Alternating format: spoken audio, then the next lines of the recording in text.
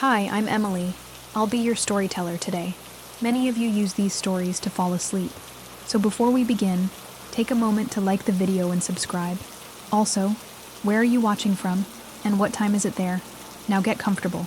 Close your eyes and let the sound of the rain guide you into the story.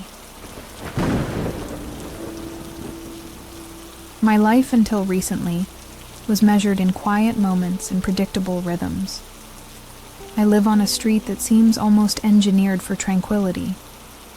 A gentle curve of nearly identical houses nestled deep in a suburban enclave. Each home has its perfectly manicured lawn, its sturdy oak tree, and a two-car garage that speaks of comfortable, settled lives. I moved here to escape the city's chaotic energy, to find a place where the loudest sound on a weeknight was the distant hum of the highway, a gentle reminder of the world I had chosen to leave behind. This sense of order was what I craved most after years of apartment living, where the lives of strangers bled through thin walls. Here, on Sycamore Lane, my world felt contained and secure. My job as a remote data analyst allowed me to fully immerse myself in this peaceful existence. My days dictated by the soft clatter of my keyboard and the scheduled chime of video calls. The weeks flowed into one another, marked only by the changing seasons and the bi-weekly ritual that signaled the smooth functioning of our small, orderly community. Every Tuesday and Friday morning, just before the first hint of dawn, the garbage truck would make its rounds. It was a sound I had come to associate with a strange kind of comfort, the deep, guttural rumble of its engine and the hydraulic hiss of its mechanical arm, a testament to a world still turning, a system still working. It was a service rendered in near invisibility, the mess of our lives collected and hauled away while we slept, leaving behind clean curbs and a sense of renewal for the day ahead. I'd bought this house a year and a half ago, a modest two-story colonial that I'd painstakingly made my own. I painted the walls a soft sage green, planted a garden of stubborn perennials in the backyard, and spent weekends assembling furniture with a sense of pride I hadn't known I was capable of. This house was my fortress, my sanctuary, the physical manifestation of the stability I had worked so hard to achieve. Every corner of it was familiar to me, every creak of the floorboards a part of its quiet language. The ritual of taking out the trash was a simple, mindless chore. Every Monday and Thursday evening, I would roll the two large, dark green plastic bins down my slightly sloping driveway. One was for general waste, the other for recycling, and I always placed them side by side at the very edge of the curb, their wheels facing the house, just as the community guidelines suggested. It was a small act of conformity, a way of ensuring I was doing my part to maintain the neighborhood's pristine orderliness. My neighbors were part of the scenery, present, but not intrusive. I'd exchange pleasantries with the Hendersons from across the street when they walked their golden retriever, and I'd wave to Mr. Gable next door as he meticulously trimmed his hedges on Saturday mornings. We were all participants in a silent agreement to respect each other's privacy, to coexist peacefully within our own little plots of land. This unspoken distance created a buffer that felt less like isolation and more like mutual respect for personal space. In the city, I had been a creature of constant vigilance, my keys clutched like a weapon and my ears always tuned to the sound of footsteps behind me. Here, that defensiveness had melted away. I'd leave the kitchen window open to catch the evening breeze, and I'd often forget to engage the deadbolt on the front door until I was already tucked into bed. The feeling of being unsafe was a distant memory, a relic of a past life that had no place in this carefully curated peace. My days unfolded with a comforting sameness. I'd wake with the sun, make coffee, and sit at my desk by the large window overlooking the front lawn. Work would consume the bulk of my day, and in the late afternoon, I'd go for a long walk through the neighborhood's winding streets. Evenings were for reading on the porch swing or catching up on a show, the house wrapped in a profound and welcome silence.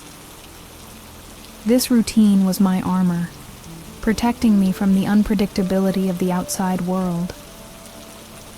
Retrieving the empty bins was as routine as putting them out. Sometime in the afternoon, long after the truck had gone, I would walk down the driveway and roll them back to their designated spot beside the garage. They were always on the grass verge right by the curb, occasionally tipped over by the wind, but always in the same general area.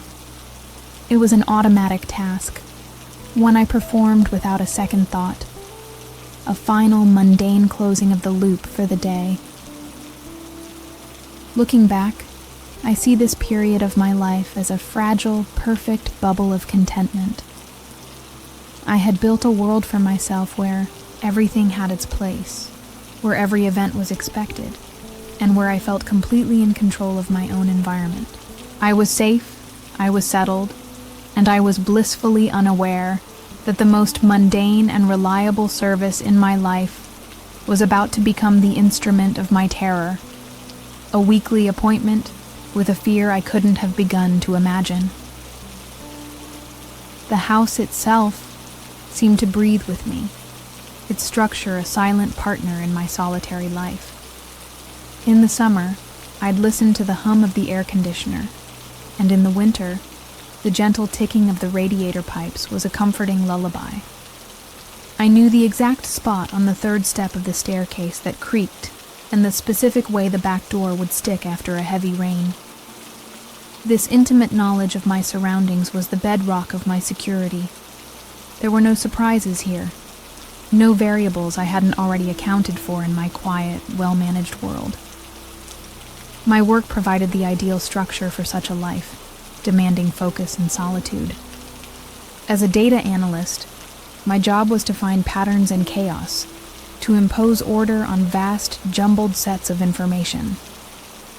It was a skill I had inadvertently applied to my own existence, carefully curating my routines and environment to eliminate friction and unpredictability. My world was a data set I understood completely, one in which every input had a predictable output. The bi-weekly trash collection was just another data point, a constant and reliable variable. That particular Friday began, no differently from any other. I woke up just as the sky was turning from a deep indigo to a soft, hazy gray. The garbage truck had likely already passed, its distant rumble a forgotten echo in the edge of my dreams. I went through my morning rituals with the unthinking automaticity of habit. I brewed a pot of strong black coffee, scanned the morning news on my tablet, and settled in at my desk to begin the final workday of the week, my thoughts already drifting toward the quiet weekend ahead. The morning passed uneventfully, a cascade of spreadsheets and emails. It wasn't until just after lunch that I had a reason to leave the house. A client had requested a last-minute in-person meeting for a document signing, a rare occurrence that required me to drive downtown. I gathered my things, grabbed my car keys from the hook by the door, and headed out through the garage, the thought of the garbage bins not even registering in my mind. They were an external detail, part of the world outside my fortress walls. I pressed the button on the visor, and the garage door rumbled upwards, flooding the space with bright afternoon light. I slid into the driver's seat, started the engine, and put the car in reverse, glancing into the rearview mirror as I always did. But I stopped before my foot even touched the accelerator. Something was wrong. Standing upright at the very bottom of my driveway, positioned almost perfectly in the center, were my 2 empty trash bins. They were blocking my path completely, a silent, unexpected barricade. For a moment, I just stared, confused. They weren't on the curb, or on the grass, or even tipped over. They were standing side by side, maybe a foot apart, at the exact point where my driveway met the street. It was as if someone had intentionally placed them there as a barrier. The positioning was too neat to be accidental, too precise to be the result of a hurried worker simply tossing them aside. They looked like two stoic green sentinels guarding the entrance to my property. My immediate reaction wasn't fear, but a surge of pure, unadulterated annoyance. I let out a heavy sigh, my mind instantly blaming the carelessness of the sanitation workers. They must have been in a rush, or perhaps they thought this was somehow more convenient. I killed the engine, my planned departure delayed by this ridiculous, petty obstacle. It felt like such a pointless inconvenience, a small act of thoughtlessness that had managed to disrupt the smooth flow of my otherwise orderly day. Getting out of the car, I walked down the driveway with the intention of dragging them back to the garage. As I reached them, I paused and looked up and down the street. The Hendersons' bins were on their lawn, right near the mailbox. Mr. Gable's were neatly tucked beside his garage. All the other bins on the visible stretch of Sycamore Lane were in their rightful places, returned to the homeowner's properties without issue. Mine were the only ones standing guard in the middle of a driveway. A flicker of strangeness, a tiny question mark, appeared in my mind, but I quickly extinguished it. There had to be a logical reason. Maybe my house was the last stop on their route, and the workers were just tired and sloppy by the time they got to me. Or perhaps it was a new crew, unfamiliar with the unspoken etiquette of bin placement on our street. I rationalized it away, grabbing the handle of the first bin and wheeling it back up the driveway, my irritation overriding any other feeling. Later that night, as I lay in bed listening to the familiar, comforting silence of the house, the image of the two bins surfaced in my mind. I saw them standing there, perfectly parallel, at the end of the driveway. The annoyance had faded, replaced by a lingering sense of peculiarity. It was a tiny, insignificant detail in the grand scheme of things, a single discordant note in an otherwise perfect symphony of routine. I dismissed it as I drifted off to sleep, unaware that it was not an end, but the quiet, unassuming beginning of everything. The weekend passed in a haze of routine activities, a deliberate effort on my part to bury the strange incident under layers of normalcy. I weeded the garden, organized my bookshelf, and lost myself in a novel. The image of the two green bins, standing like sentinels, was a fleeting thought I successfully pushed away each time it surfaced. It was a fluke, a one-time error. By the time Monday evening arrived, the memory had faded to a dull whisper, easily ignored as I rolled the full bins down to the curb for the Tuesday collection. I placed them exactly as I always had, a few inches from the street, their lids tightly closed.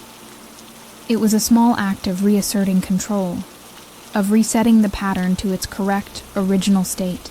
I went to bed that night without a second thought, the house's familiar silence wrapping around me like a comforting blanket.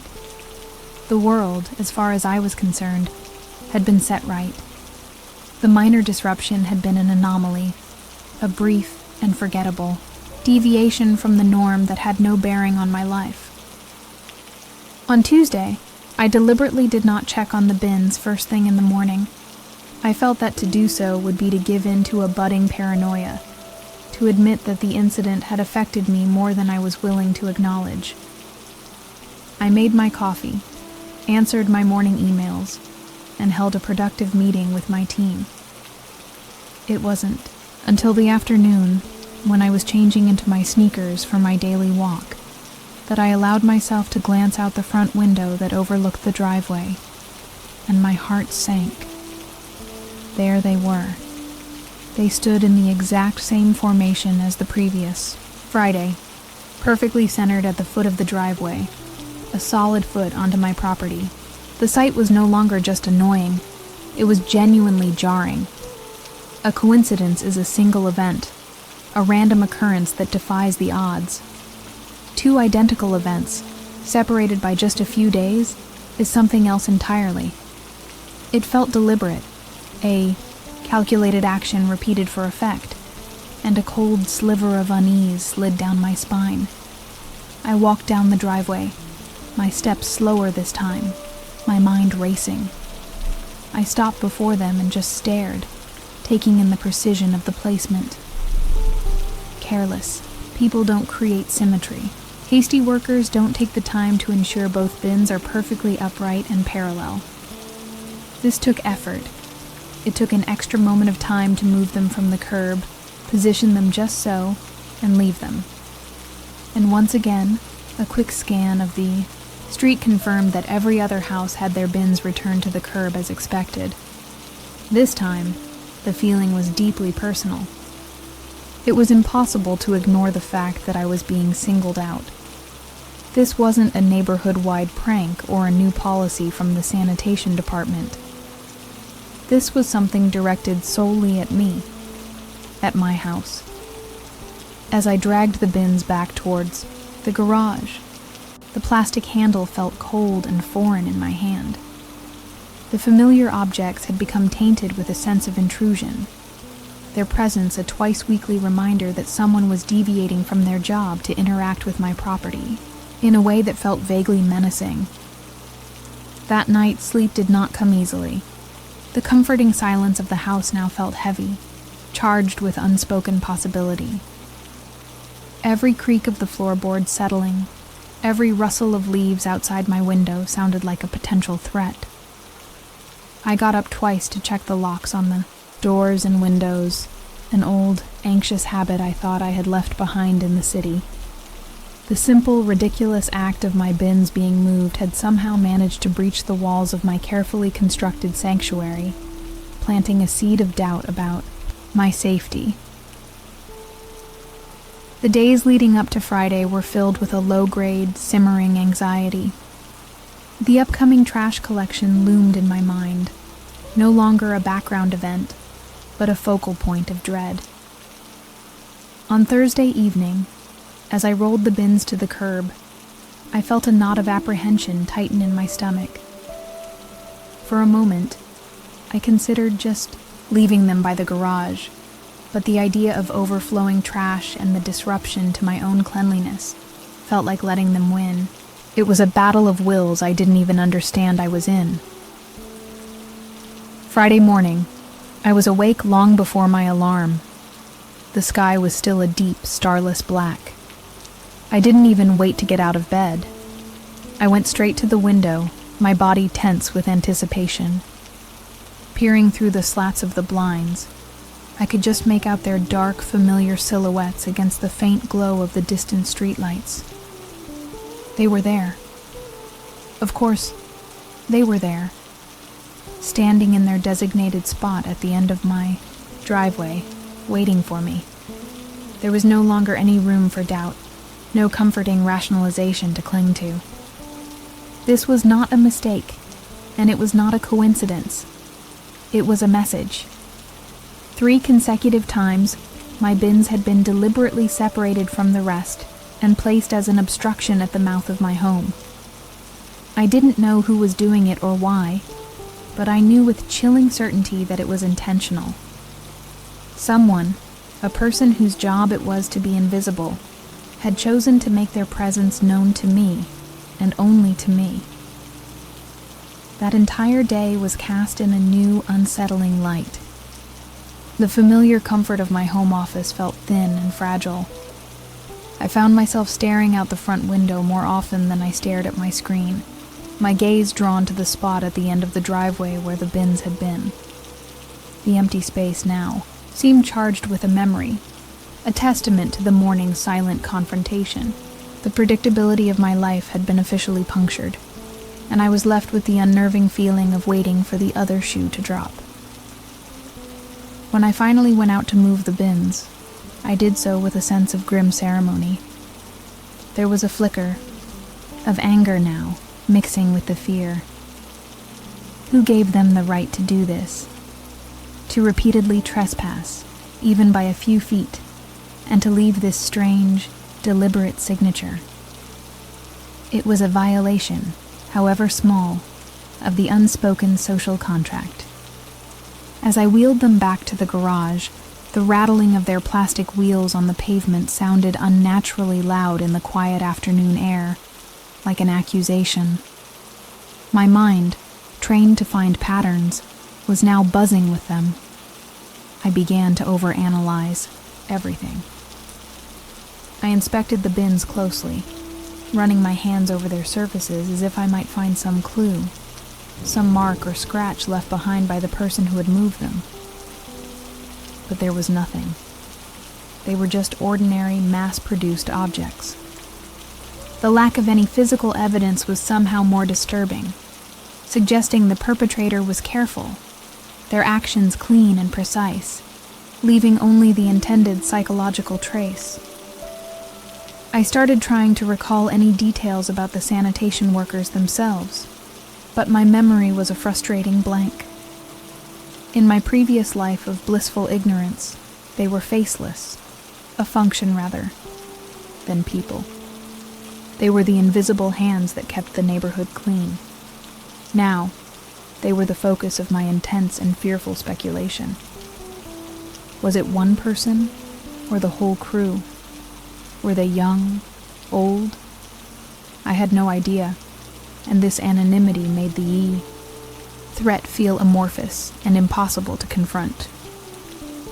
My own routines began to shift in response. On the nights before trash collection, my sleep became lighter, more restless. I started setting an alarm for 4 a.m., a full hour before the truck usually arrived. I'd sit in the dark of my living room, peering through the blinds, hoping to catch a glimpse of the truck, of the figures moving in the darkness. I was desperate to put a face to my anxiety, to see the person who had taken such a strange and specific interest in me. But my pre-dawn vigils were fruitless. The street was too dark, and the truck's powerful headlights created deep shadows, obscuring the workers completely. I could see their indistinct forms, clad in heavy work clothes and reflective vests, moving quickly and efficiently. They were just silhouettes, their actions a blur of practiced movement. Trying to watch them only deepened my sense of helplessness, as they performed their bizarre ritual and disappeared into the darkness before the sun even began to rise. A creeping paranoia began to set in, extending beyond the confines of trash day. I started to feel watched, even in the bright light of day. Was the placement of the bins a way of showing me they could get to my property? Was it a prelude to something else? I found myself drawing the curtains more often, jumping at the sound of a car door slamming outside.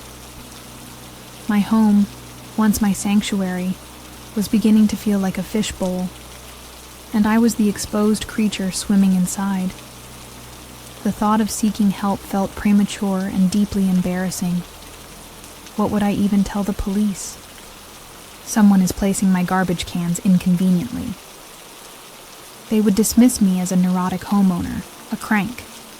My friends or family would likely have the same reaction, telling me I was overthinking it, that it was probably just a stupid prank.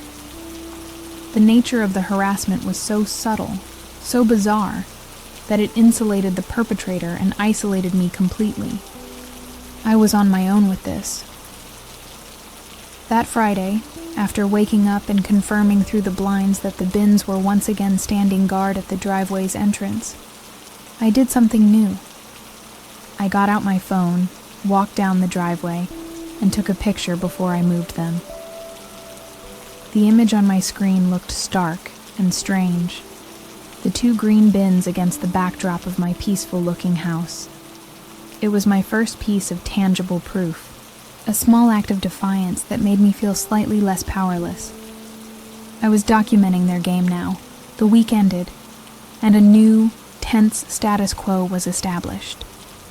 My life was now punctuated by these bi-weekly intrusions, these silent, baffling messages from a faceless tormentor. The simple act of taking out the trash had become a source of profound dread. I was caught in the opening moves of a psychological game I didn't understand, waiting with a knot of fear in my stomach for my opponent's next move, terrified of how they might choose to escalate.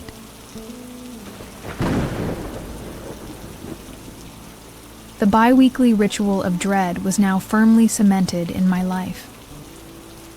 On Monday and Thursday evenings, I'd roll the bins to the curb with a heavy heart, and on Tuesday and Friday mornings, I'd confirm their new intrusive position from my window. My phone's camera roll was becoming a strange, repetitive gallery of this silent harassment. Image after image of the 2 green bins standing guard at the end of my driveway. Each photo a testament to my own sanity, a confirmation that this was really happening to me. I felt trapped in a bizarre, slow-motion siege. The days between collections were no longer peaceful. They were interludes, periods of tense waiting where I was acutely aware of my own vulnerability. The silence in my house had lost all its comfort, and now seemed to be a vacuum, waiting to be filled by the next strange occurrence. My once impenetrable fortress of a home had been breached, not by force, but by a creeping, insidious psychological pressure that was steadily eroding my sense of security. This Tuesday, however, the script was altered slightly. After my customary morning confirmation from the window, I went down the driveway to perform the now familiar task of moving the bins.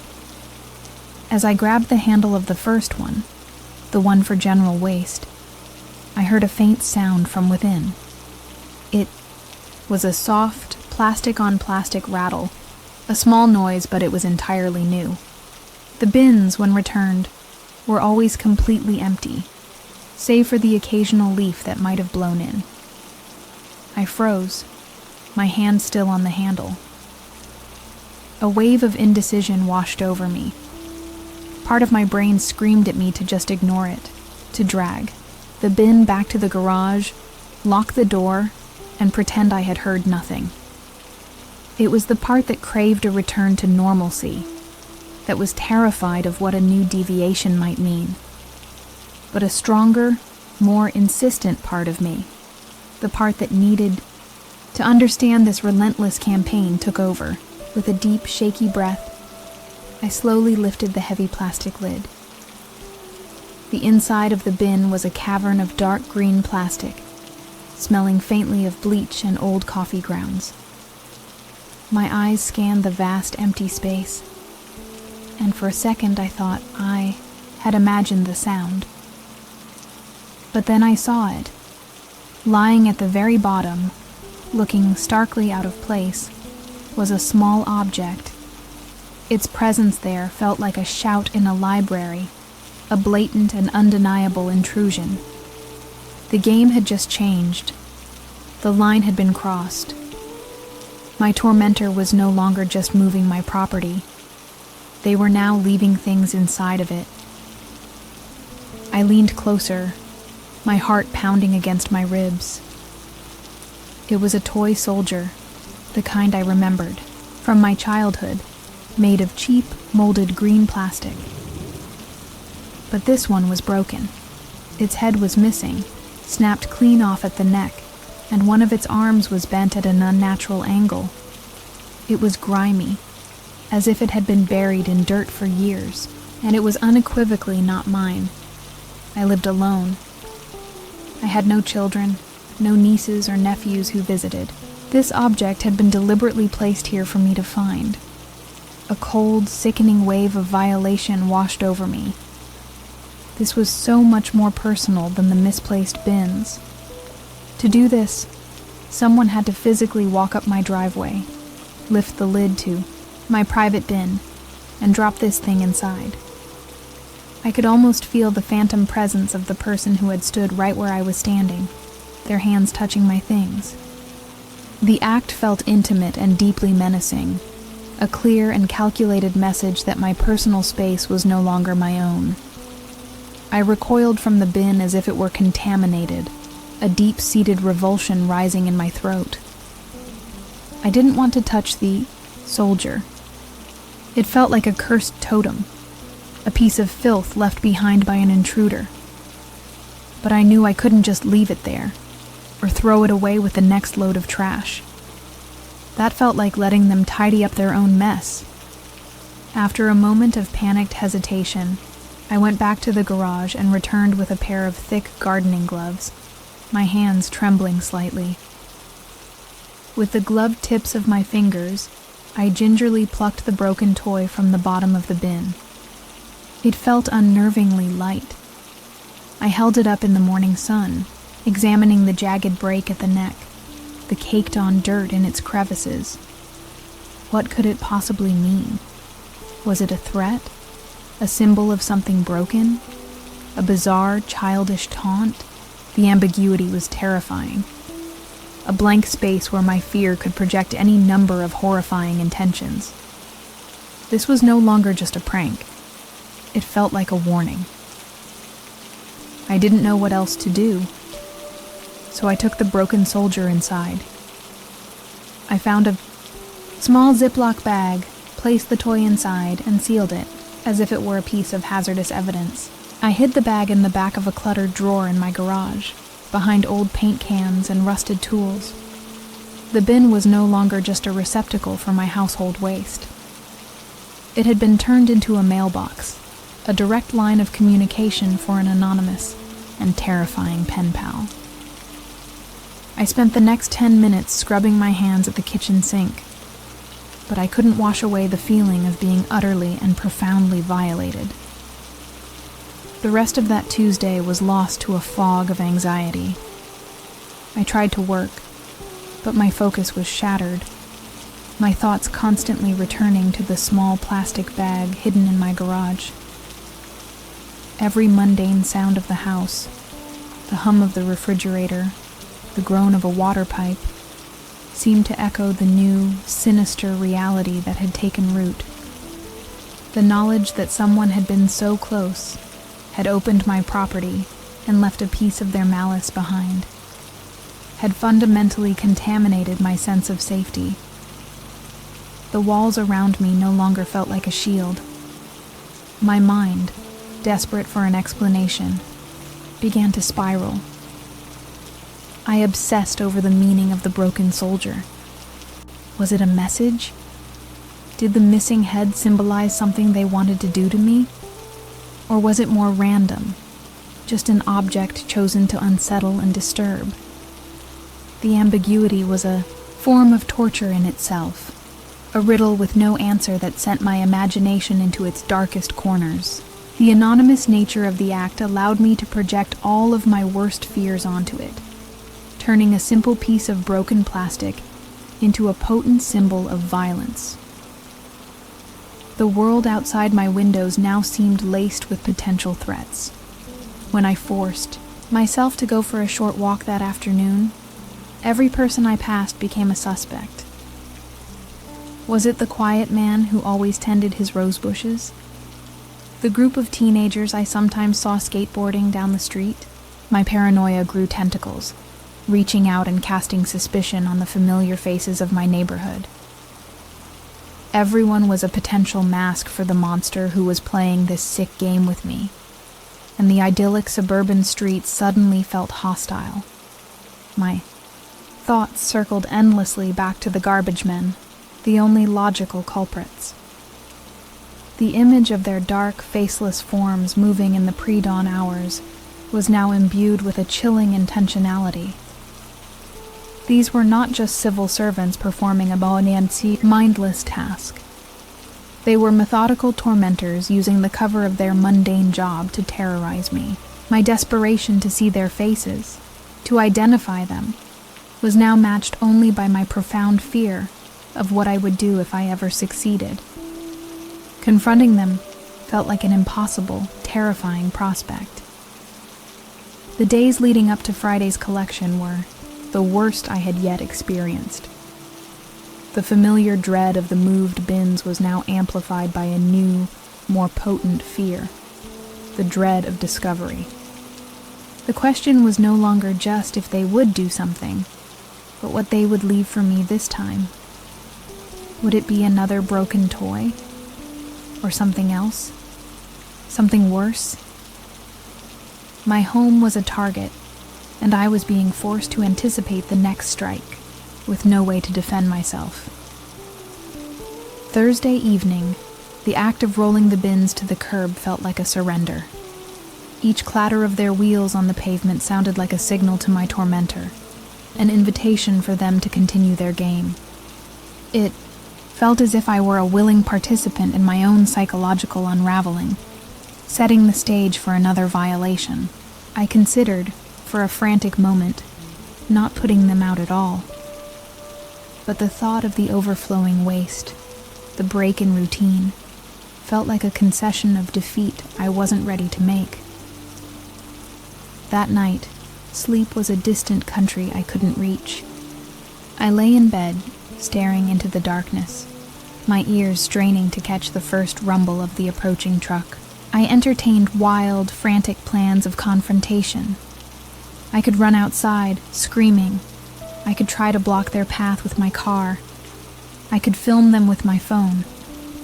But each scenario ended with the same paralyzing fear. What if they saw me? What if they stopped? What if they turned their attention from my bins to my front door? Friday morning came, as it always did, with a gray, indifferent light. My new ritual began. I went to the window, peered through the blinds, and confirmed what I already knew. The bins were at the end of the driveway, standing in their usual, unnerving formation.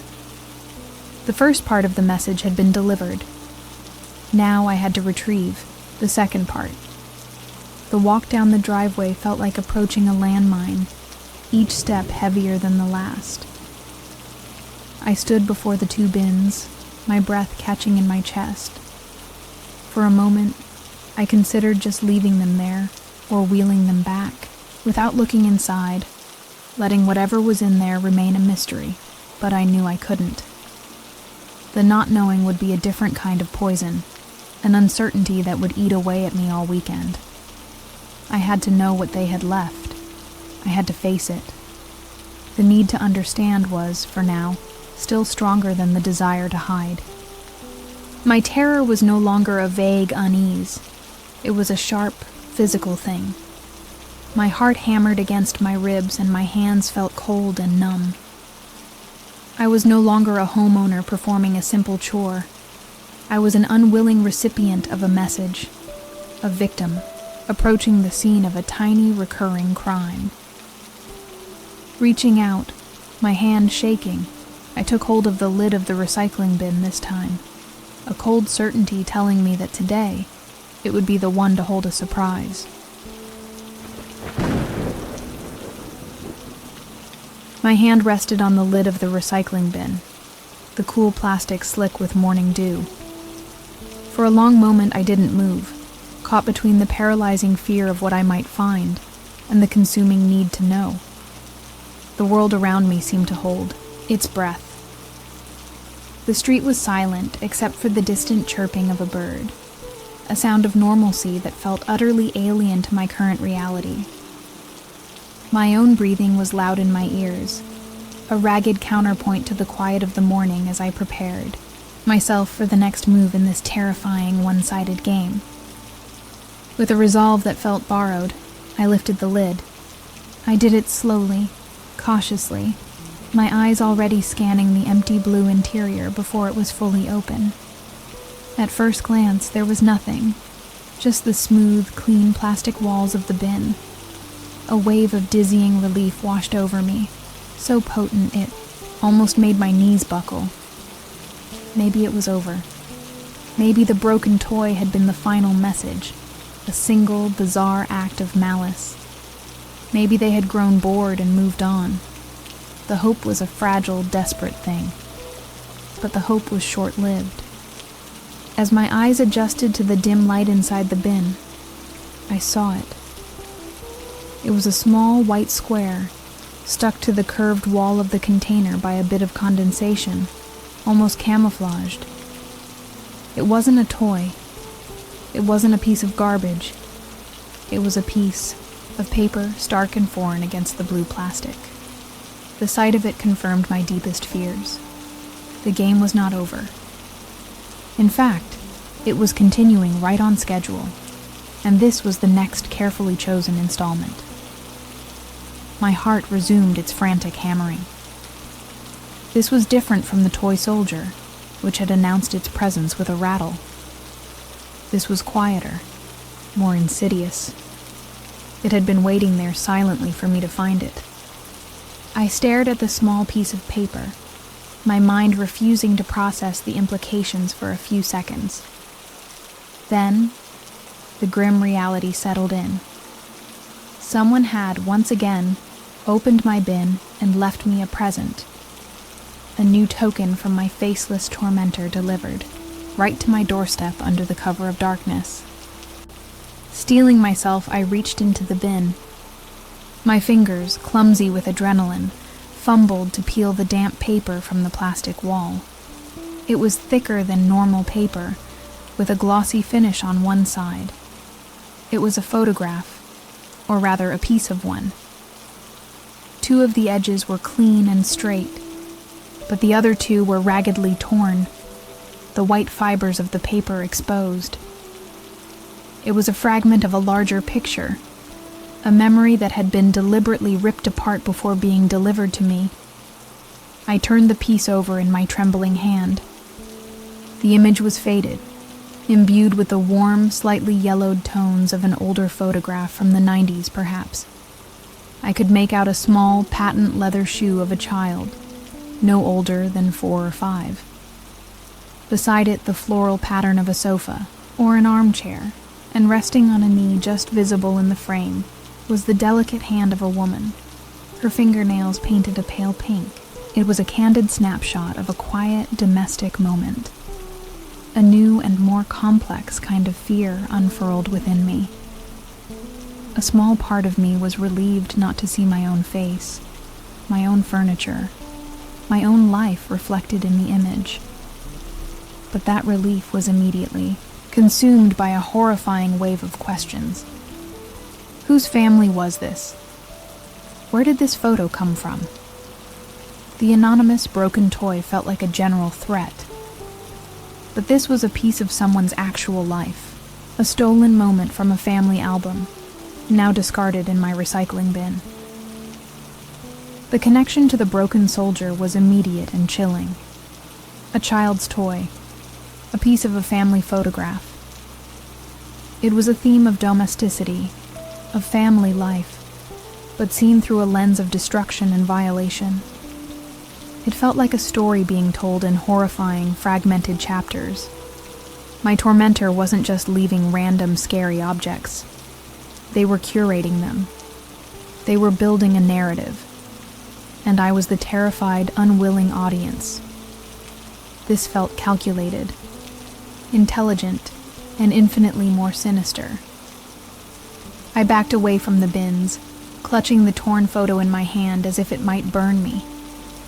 The world suddenly felt thin and porous, as if the barrier between my life and the dark intentions of this unknown person had dissolved completely.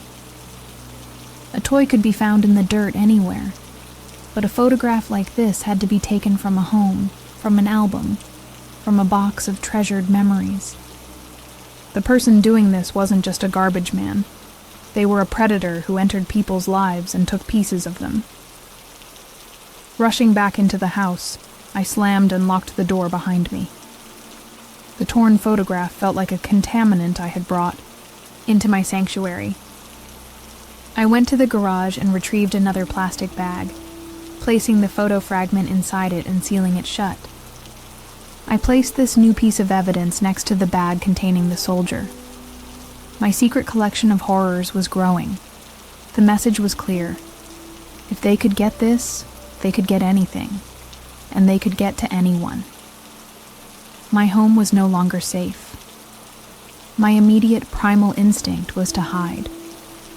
The knowledge that a piece of someone's violated life was now in my possession made me feel like an accomplice after the fact, and dangerously exposed.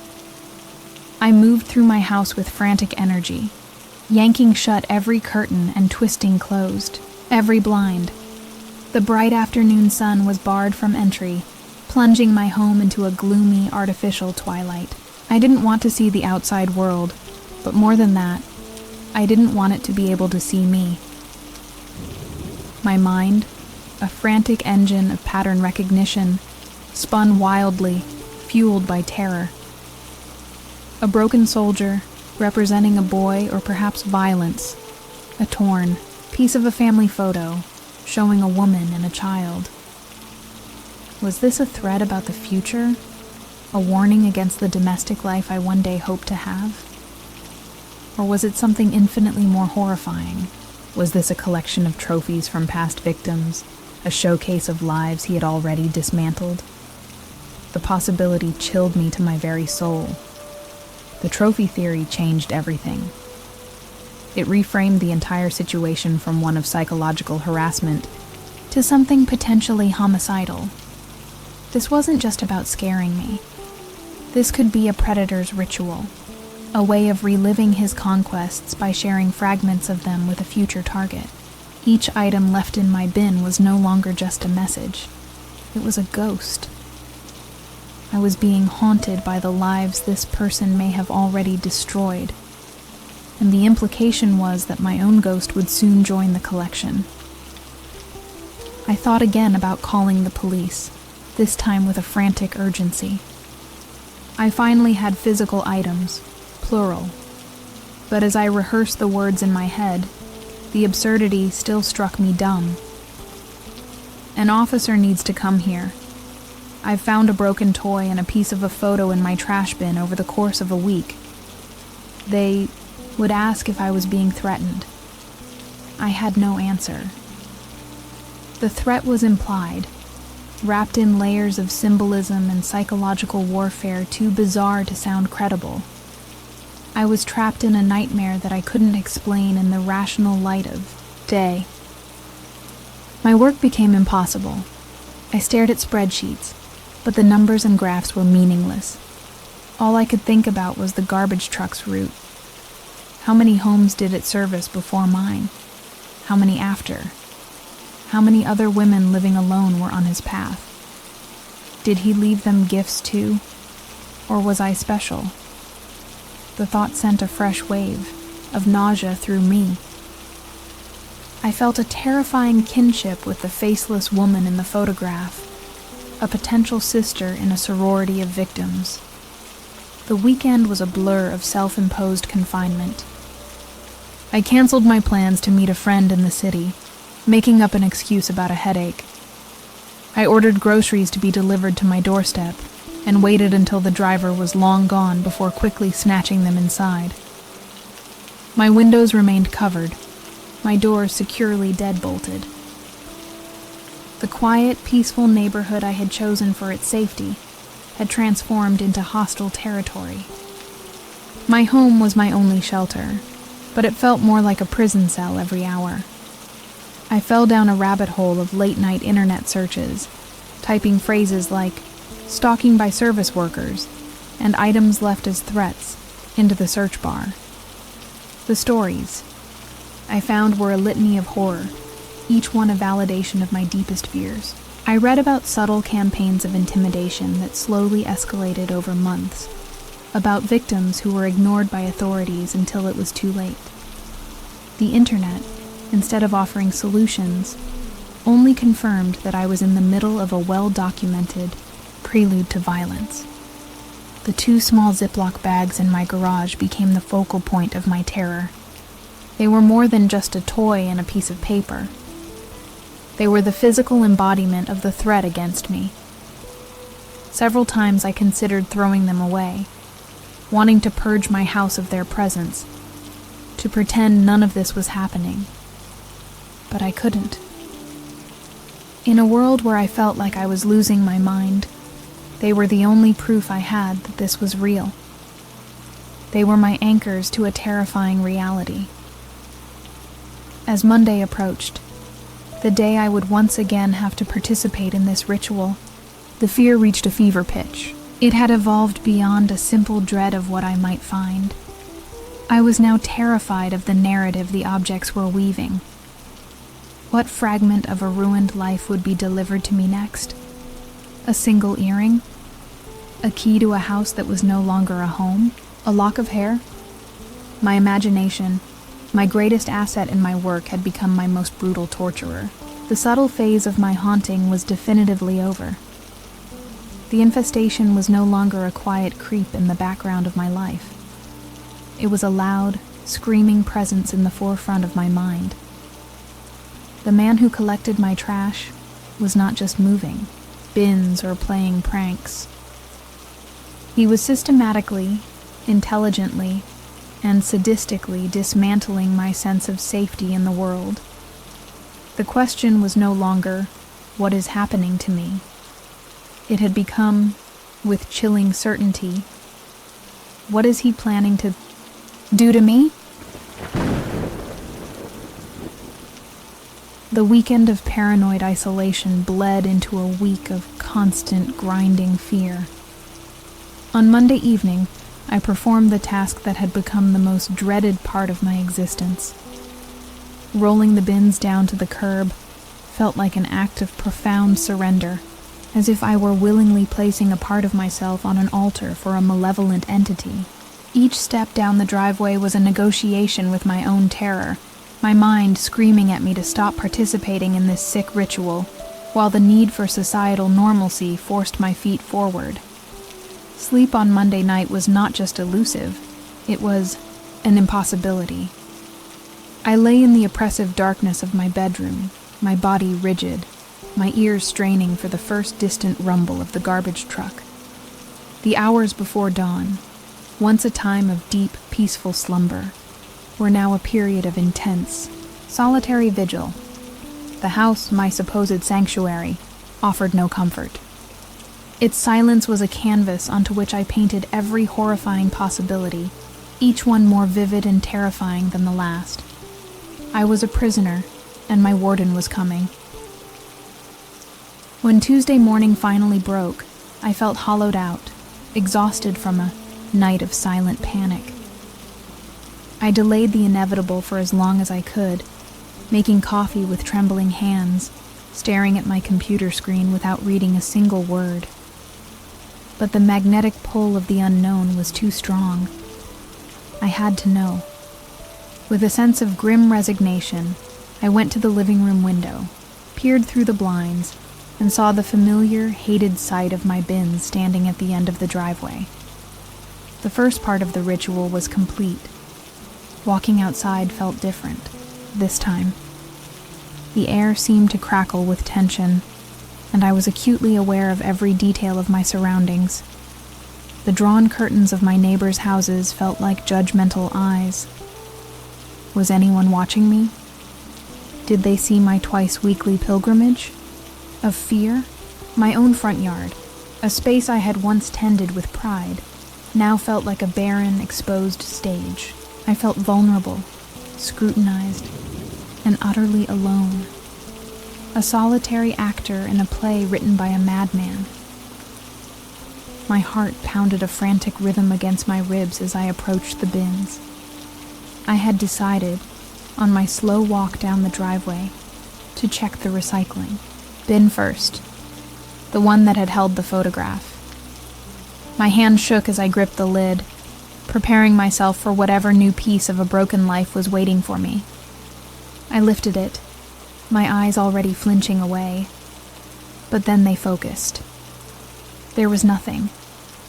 It was completely, spotlessly empty. A wave of confusion washed over me. I quickly opened the other bin, the one for general waste. It too was empty. There was no object, no note, no fragment of a stolen life. Nothing. The absence of a gift did not bring the relief I would have expected. Instead, it was a new and insidious form of psychological torture. The anticipation, the dread I had, been marinating in for days, all culminated in this silent, empty anticlimax. The pattern was broken, and the lack of a message was, in itself, a message. It was a declaration of control. It told me that the person tormenting me was not just following a compulsive script. They were thinking, adapting, and worst of all, they were aware of my expectations. They knew I would be waiting, terrified, to see what they left. To leave nothing was to toy with that fear, to demonstrate that they could give it or withhold it at will. My terror was a faucet they could turn on and off whenever they pleased, and the realization made me feel more helpless than ever. This was the moment something inside me snapped. The creeping fear, the psychological weight, the feeling of being a puppet on a string, it all coalesced into a single, sharp point of clarity. I could not live like this. I could not spend the rest of my life held hostage by the whims of a sadistic garbage collector. The passive endurance of this terror was no longer an option. The desperate need to reclaim some fragment of my own agency, to fight back in some small way, became an overwhelming, all-consuming drive. An idea that had flickered at the edges of my mind, one I had previously dismissed as too extreme or paranoid, now blazed with the intensity of a beacon, a security camera. It was the only logical step, the only way to pierce the veil of anonymity that was my tormentor's greatest weapon. I couldn't confront them, and the police wouldn't believe me, but I could watch them. I could turn their own game of surveillance back on them. I could finally see what was happening in the darkness. For the first time in weeks, a feeling other than fear took hold. Determination. I spent the rest of the day not on my work assignments, but on a different kind of project. I sat at my desk, the curtains still drawn, and researched. I compared brands, read reviews, and scrutinized specifications, focusing on night vision clarity, motion-activated recording, and secure data storage. The simple act of planning, of taking a concrete step to defend myself, was the first breath of air I'd had after weeks of drowning. I was no longer just a victim. I was preparing to see my monster's face. The decision was a catalyst. After clicking the complete purchase button on a high-definition security camera with a highly rated night vision sensor, I felt a surge of adrenaline that was almost euphoric. I had spent hours comparing the technical specifications of different models as if I were choosing a weapon for a battle, which, in a very real sense, I was. The confirmation email that landed in my inbox felt less like a receipt and more like a declaration of war. My counteroffensive had officially begun. The 2 days of waiting for the package to arrive were a unique form of torment. It was a period of forced vulnerability, knowing that a solution was on its way, but was not yet in my possession. I still had to endure one more trash collection in my defenseless state. This knowledge made the approaching Friday feel like a final, brutal gauntlet I had to run before my armor would arrive. The fear was still present, but now it had a deadline, an impending expiration date that made it somehow more bearable. On Thursday evening, I placed the bins at the curb with a grim sense of purpose. This would be the last time, I told myself, that they could do this without being seen. On Friday morning, the bins were moved, as expected. I walked down the driveway with a newfound, steely resolve and opened the lid to the waste bin. There, lying pristine and stark against the dark plastic, was a single, clean white glove. It was a man's dress glove, the kind worn for formal occasions, looking utterly out of place and deeply unsettling in its implications. I stared at the glove, and for the first time, my fear was mixed not with despair, but with a cold, simmering rage. "Just you wait," I whispered to the empty street. This latest gift was no longer just a source of terror. It was fuel. It hardened my resolve, erasing any lingering doubt that I was doing the right thing. I collected the glove, bagged it, and added it to my growing collection of horrors in the garage. The evidence locker was getting full, but I knew the next piece would be the most important yet. The doorbell chimed on Saturday afternoon, the sound so unexpected it made me jump. On my porch was the small brown box I had been waiting for. I snatched it inside and locked the door, carrying it to my kitchen table as if it were a sacred artifact. The process of unboxing it was meticulous, almost ceremonial. I laid out each component on a dish towel. The sleek white camera, the mounting bracket, the screws, the power adapter. These were the tools of my liberation. The installation itself was a physical manifestation of my fight back. I spent an hour on a stepladder under the eaves of my garage, drilling into the wood my father had helped me paint last summer. The act felt like a violation of my own home, but also a necessary fortification of it. With each turn of the screwdriver, I felt a small piece of my power returning. I was no longer passively accepting the invasion of my space. I was actively altering my home to repel it. I angled the camera with painstaking precision. The lens had a wide field of view, and I positioned it to capture the entire front of my property. The lawn, the full length of the driveway, and most importantly, the spot at the curb where the bins were placed, and the area at the driveway's entrance where they were moved to. I was creating a digital cage, drawing the boundaries of my observation, and ensuring the entire scene of the crime would be perfectly framed. The final step was connecting it all. I ran the thin power cable along the ceiling of my garage to an outlet, and then went inside to sync the camera with my phone. After a few tense minutes of configuring the network settings, a crystal-clear image of my driveway appeared on my screen. It was a moment of profound triumph. From the locked safety of my living room, I could see the outside world with a clarity I had never had before. I had an eye in the dark. That evening, I watched the feed obsessively as the sun went down.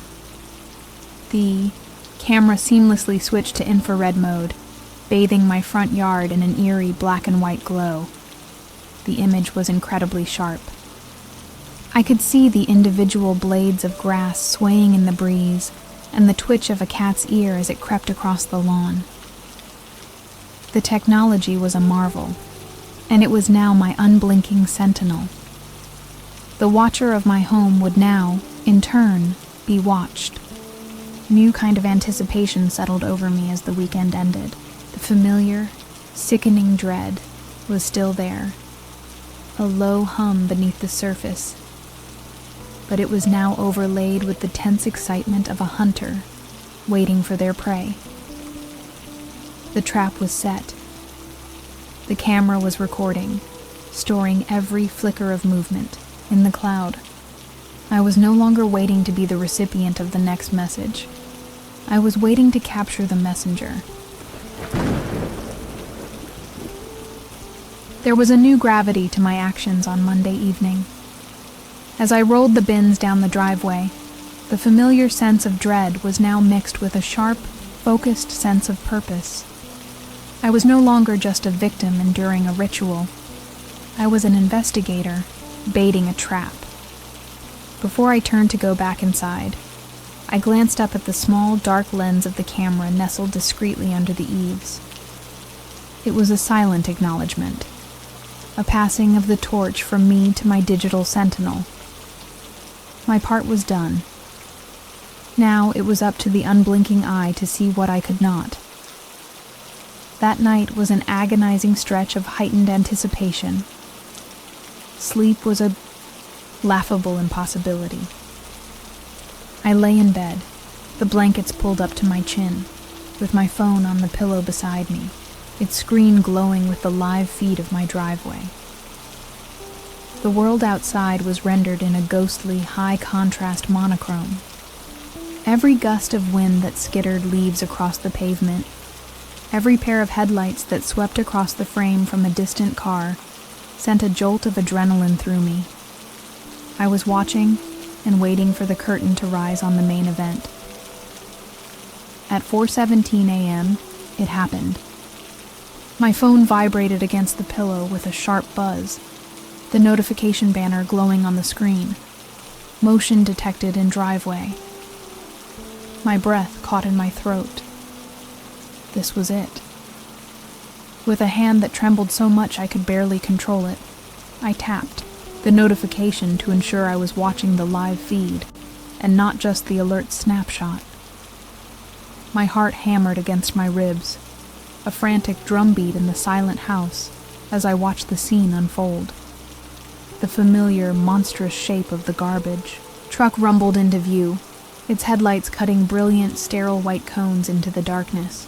It slowed to a stop, its noisy engine a familiar growl even through the tiny speaker of my phone. As I had seen in my fruitless vigils before, two figures hopped out. They were clad in heavy, dark uniforms with reflective stripes that flared brightly in the infrared light. For a brief, insane moment, everything looked so normal, so brutally efficient, that I felt a flicker of doubt. Was this all in my head? The workers moved with a practiced rhythm, attaching my bins to the hydraulic lift on the side of the truck. I watched as my week's worth of trash and recycling was hoisted up and unceremoniously dumped into the vehicle's cavernous maw. The bins were lowered, empty. One of the figures, the one who had been driving, immediately got back into the cab. The other placed the bins back on the pavement. But then, he deviated from the script. Instead of returning to the truck, he just stood there, his partner waiting, the engine still rumbling. My blood ran cold. The figure, still just a silhouette against the blinding headlights, slowly turned his head. He tilted his chin upwards, his gaze sweeping across the front of my house until it seemed to lock onto the precise location of the camera. There was no mistaking the motion. It was deliberate, searching, and utterly chilling. It was as if he could feel my gaze through the lens, as if he knew he had an audience. The anonymity I had been counting on was shattered in that single unnerving gesture. Then, he began to move, not towards the truck, but back towards my bins. With a calm, unhurried gait, he walked right up to the general waste bin. He lifted the lid, reached deep into a pocket of his heavy work coat, and pulled out a small, indistinguishable object. I watched, mesmerized with horror, as he dropped it inside. It wasn't a furtive or hurried act. It was a performance. It was a gesture made for the camera, for me. He was showing me exactly what he was doing. After closing the lid with a soft click that I imagined more than heard, he completed his ritual. He picked up both of my bins, one in each hand, and carried them with an unnerving steadiness to the foot of my driveway. He placed them precisely in their now customary positions, perfectly aligned and partially blocking the path of my car. Each movement was measured and confident, the actions of a man who had no fear of being caught because he knew he was being watched. And then came the worst part. Before turning to leave, he stood at the end of my driveway and looked directly into the camera one last time. He just stared. For a full 10 seconds, he remained perfectly still, a dark shape staring into the lens, into my phone, into my bedroom, directly into my soul. The sheer audacity of it, the silent, terrifying acknowledgement of my presence, was more violating than any object he could have left. Then, as calmly as he had done everything else, he turned, walked to the truck, climbed in, and it drove off, disappearing into the lingering darkness. I was left staring at the screen of my phone, at the still, empty image of my driveway. I couldn't breathe. My throat was tight, and a cold sweat slicked my skin. The recording hadn't just confirmed my fears, it had twisted them into a horrifying new shape. He knew. He knew about the camera. My attempt to seize control, to become the Watcher, had failed spectacularly. I hadn't trapped him. I had simply given him a stage, and he had just delivered a masterful, terrifying performance designed for an audience of one. My body was paralyzed, but my mind was screaming. After what felt like an eternity, I finally managed to move, my thumb clumsily navigating my phone's interface to save the recording. I clicked the small download icon, the progress bar a thin blue line creeping across the screen, sealing the nightmare into a permanent file. Then, I forced myself to watch it again. The second viewing was even worse, stripped of the shock of the live event and leaving only the cold, hard horror of the calculated details. I rewound and paused on the moment he first looked up. Even in the ghostly black and white of the infrared, there was an undeniable intensity to his posture. It wasn't a casual glance. It was a focused, deliberate stare. A predator sensing the lens of a trail camera. The most terrifying realization was that he wasn't afraid of being seen. He was reveling in it. The camera was not a deterrent. For him, it was an invitation to perform, to ensure his message was received with perfect, horrifying clarity. The power dynamic had been completely and terrifyingly inverted. My secret weapon, the tool I had bought to reclaim a sense of control and safety, had been co-opted and turned against me. It was now his personal broadcasting system. He had established a direct visual line into my life, turning my own home security into a front-row seat for his twisted theater. The violation was no longer just physical. It was now digital, piped directly into my hand, into my bedroom. The sun began to rise, casting weak, gray light through the edges of my drawn curtains. The world outside was starting its day, full of commuting cars and school buses, but I remained trapped in the pre-dawn horror of the recording. The fear had changed its nature. It was no longer a shapeless dread of the unknown. It was the sharp, specific, and paralyzing fear of the known. I had seen my monster's silhouette, and he had looked right back and shown me that he knew my name. Hours later, I finally forced my legs to move, to carry me down the stairs and towards the front door. I had to complete the ritual. I had to retrieve the message he had left for me while staring me down. The walk to the bins was the longest of my life. The driveway felt like a mile-long stage, and I felt his phantom gaze on me with every step. I knew he was long gone, but the power of his recorded stare was so potent that it felt like he was still there, hiding in the shadows, watching me. With a deep, shuddering breath, I opened the lid of the waste bin. Lying on the bottom was not a toy or a glove or a piece of a photograph. It was a bird, a small sparrow, its body perfectly intact but utterly lifeless. Its head was cocked to one side, its small black eyes dull and empty. There was no visible sign of injury.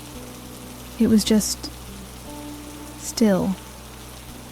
A perfect, silent effigy of extinguished life, left as a gift for me. The sight of it sent a wave of nausea through me so powerful that I had to brace myself against the bin. The other objects had been unsettling, fragments of broken things. This was different. This had been a living creature. It was a clear, unambiguous symbol of death. All the subtle, psychological layers were stripped away, leaving behind a single, brutal message. This is what I can do. I can take a life, and I can leave it on your doorstep. I couldn't just throw it away with the rest of the trash. It felt deeply wrong. With a garden trowel and my hands still shaking, I carried the small, feathered body to the corner of my backyard and dug a small hole under the azalea bushes. The act of burying it felt like a tiny, secret funeral, a somber ritual that only I would ever know about. I felt like I was burying a piece of my own hope along with it, covering up the evidence of a promise of future violence. Back inside, with the doors locked and my hands scrubbed raw, I felt a profound and complete despair. I had the video file saved to my phone and backed up to the cloud. I had a movie of the crime. But what would it prove to anyone else? That a sanitation worker looked at a camera and put a dead bird in a trash can? It was menacing, terrifying, and deeply personal to me. But to the outside world, it was still just bizarre behavior without a clear, prosecutable threat. I was more alone than ever. The rules of engagement had been irrevocably changed. My tormentor knew that I was watching, and he embraced it. The game was no longer about scaring me with hints and suggestions. It was about direct, undeniable intimidation. The camera, my supposed shield, was now his megaphone. He was no longer just trying to frighten me. I understood now, with chilling certainty, that he was trying to break me, to dismantle my sanity piece by piece. And he was going to make sure I had a perfect recording of the entire process. The days following the incident with the dead bird were a new kind of purgatory. The camera, my supposed instrument of power, had become a conduit for my terror. I found myself caught in a horrifying loop, constantly checking the live feed on my phone, not for security, but with the morbid compulsion of watching a horror movie I couldn't turn off. Every shadow that moved, every flicker of a passing headlight, was a potential prelude to his next performance. My own home's surveillance feed had become my primary source of anxiety. I seriously contemplated taking the camera down. The thought of smashing it with a hammer was deeply appealing. A fantasy of cutting the connection and blinding my tormentor's stage. But I knew that would be a profound act of surrender. It would mean retreating back into the darkness, letting him operate unseen, leaving me to wonder what horrors were happening just beyond my sight. I was trapped between two impossible choices: to watch his terrifying show, or to blind myself and imagine something far worse. I chose to keep watching. The approach to Friday's trash collection was therefore fraught with a new, sophisticated dread. The question was no longer simply, what will he leave me, but what will he do for the camera? I was anticipating a performance, a new scene in his one-act play of psychological destruction. He had an audience that he knew was captive, and I was terrified to see how he would leverage that knowledge, how he would escalate now that the traditional jump scare of a dead animal had been deployed. As the pre-dawn darkness of Friday settled, I was already awake, my phone clutched in my hand, my eyes glued to the black and white screen. The motion alert buzzed at 4:19 a.m., and my heart seized in my chest. I watched the familiar headlights cut through the night as the truck rumbled to a stop. The two figures emerged, their movements fluid and practiced. I held my breath, waiting for the deviation, the moment the script would change and the performance would begin for my benefit. And it did. After the bins were emptied, my tormentor, the taller of the two figures, did something new. He walked away from the truck and strode halfway up my driveway, stopping directly in the pool of light from the motion-activated floodlight my camera had triggered. He was closer to my house than he had ever been, deliberately making himself more visible.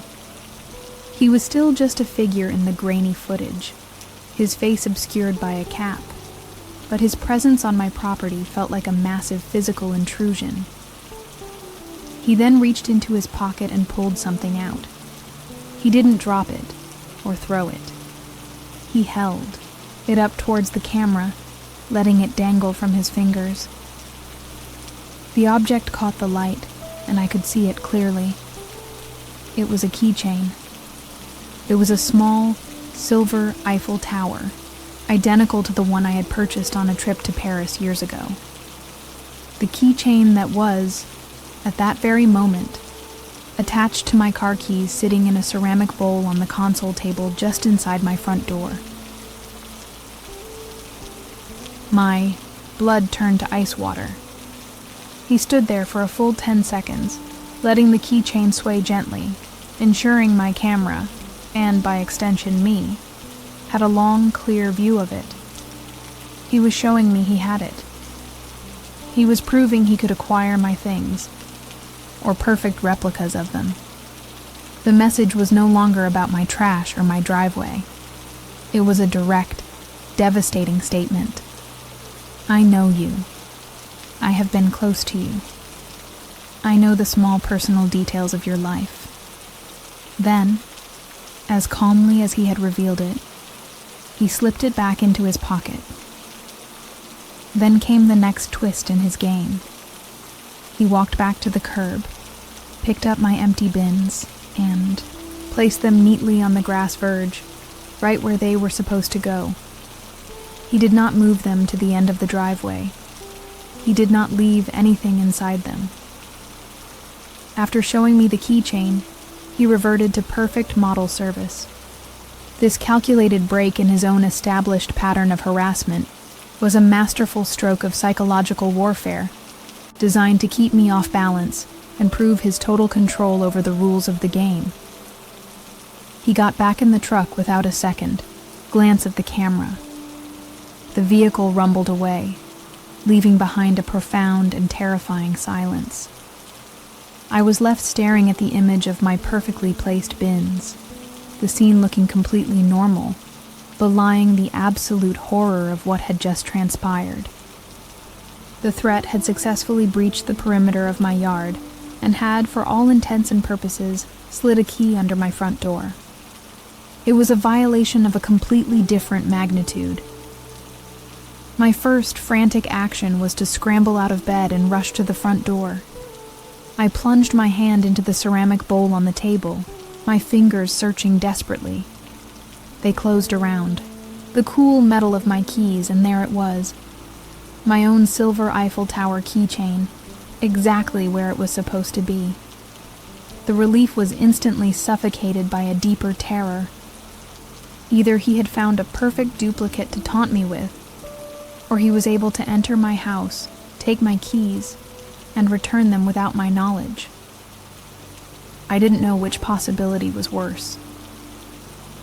The house, which had once been my fortress, now felt like a cage built by someone else, a place where I was the exhibit. Every sound was a potential intrusion, every shadow a lurking figure. If he could get my keys, if he could enter and leave without a trace, then locks were meaningless. The very concept of security had become a laughable fiction. I spent the next hour conducting a frantic, top-to-bottom search of my own home, looking for a sign, any sign, of a breach. My hands ran over every window latch. My eyes scanned every door frame for microscopic scratches. I checked the spare key I kept in a kitchen drawer, the locks on the sliding glass door to the backyard, the attic hatch. I found nothing. Not a single thing was out of place. This perfect, pristine state of my home was far more terrifying than finding a broken lock. It implied a ghostly level of skill, a perpetrator who could move through my life without disturbing a single molecule, leaving only psychological wreckage in his wake. The alternative was just as horrifying.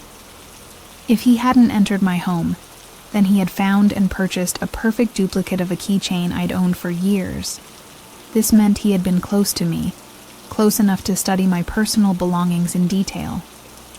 Was it at the grocery store? The coffee shop? Had he been sitting at a nearby table watching me, memorizing the trinkets on my keys? The paranoia exploded beyond the boundaries of my property and infected every public space I had ever occupied. I was being hunted, and I had never even known it. My mind began to fray at the edges, turning in on itself. I started to doubt my own perceptions, my own memory. Did I ever mention the trip to Paris to a stranger? Did I post a picture online years ago that I had forgotten about? I desperately sought a rational loophole, a thread of logic that could explain this without pointing to a meticulous, malevolent stalker. But every mental pathway I explored led back to the same terrifying conclusion. I was being systematically targeted by a patient and intelligent predator. This new, intimate level of threat was the final catalyst.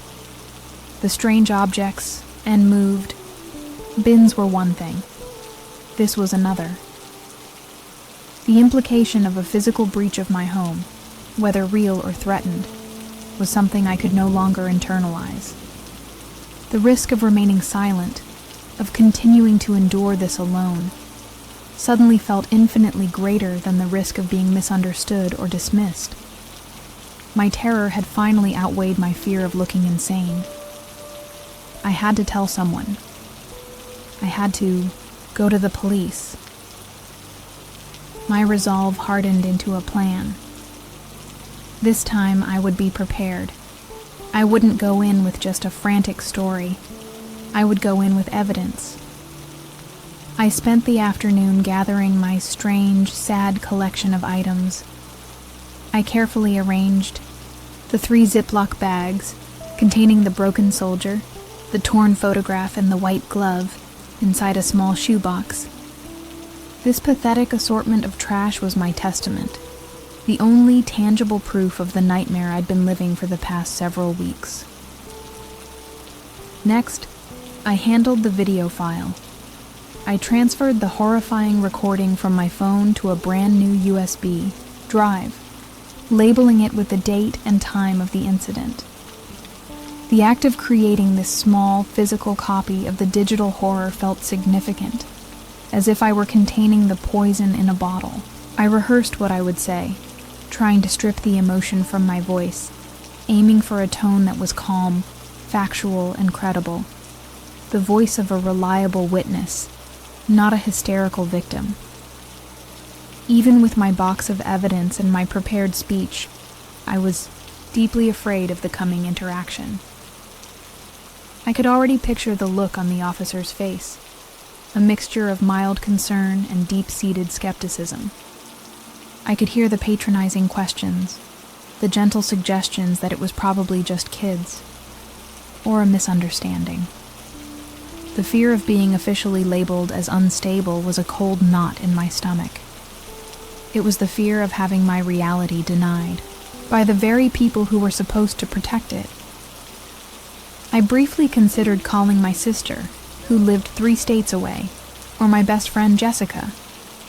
But how could I even begin to explain?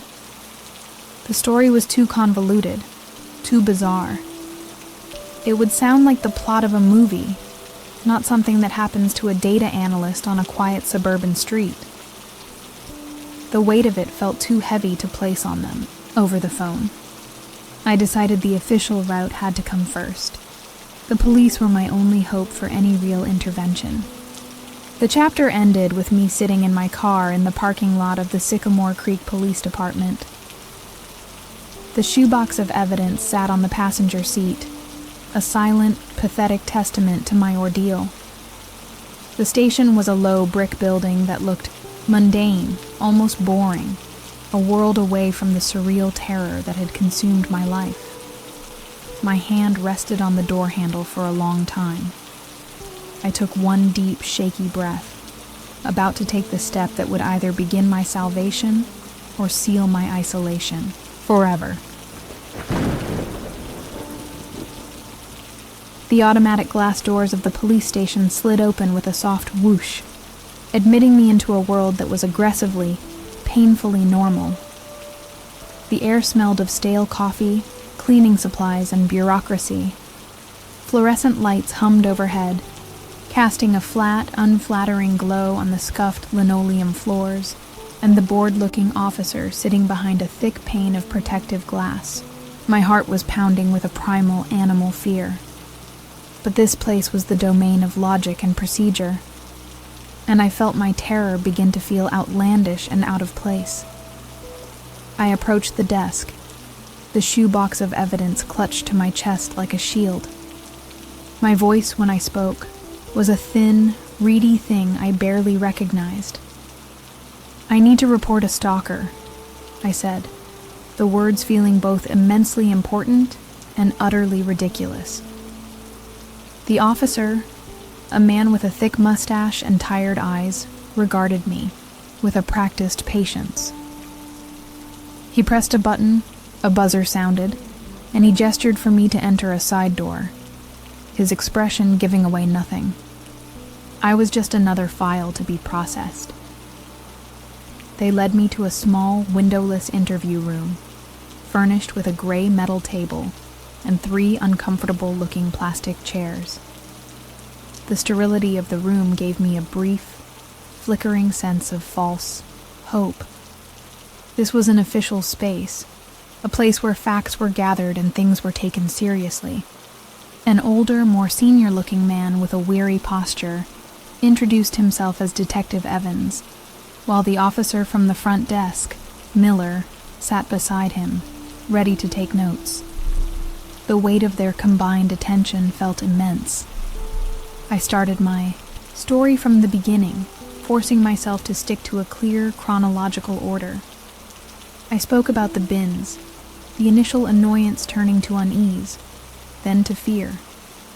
I described the discovery of the first object, then the second. I tried to keep my voice steady, to present the facts as a logical sequence of escalating harassment.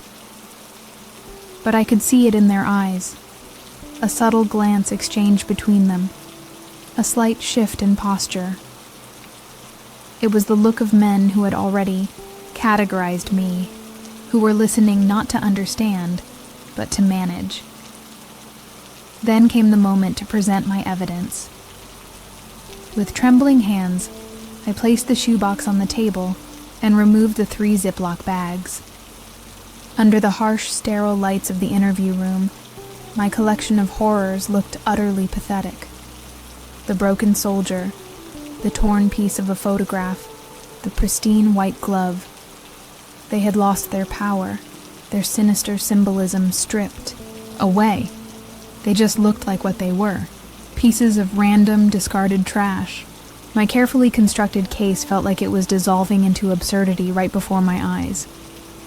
Detective Evans, with a sigh that suggested immense weariness, picked up the bag containing the soldier. He held it up to the light, his expression, a mask of professional boredom. "And you found this," he stated, not asked, "at the bottom of your empty garbage bin?" I nodded, trying to explain the context, the deliberateness of it, but the words felt clumsy and inadequate. I was trying to describe a feeling of profound violation, and he was looking at a 5-cent piece of broken plastic. I moved on, my confidence faltering, to what I believed was my undeniable proof, the video recording. "I have video," I said, my voice gaining a bit of strength. "I have him on camera, putting an object in my bin and staring directly at my house." This, I thought, they could not ignore. This was concrete. Officer Miller took the USB drive I offered and plugged it into a department-issued laptop, turning the screen so both he and the detective could see. They watched the short, grainy video in silence. They saw the truck, the 2 figures, and the taller one's strange performance. They saw him look up, walk back, drop something in the bin, move the bins, and then stare directly into the camera lens for 10 long seconds.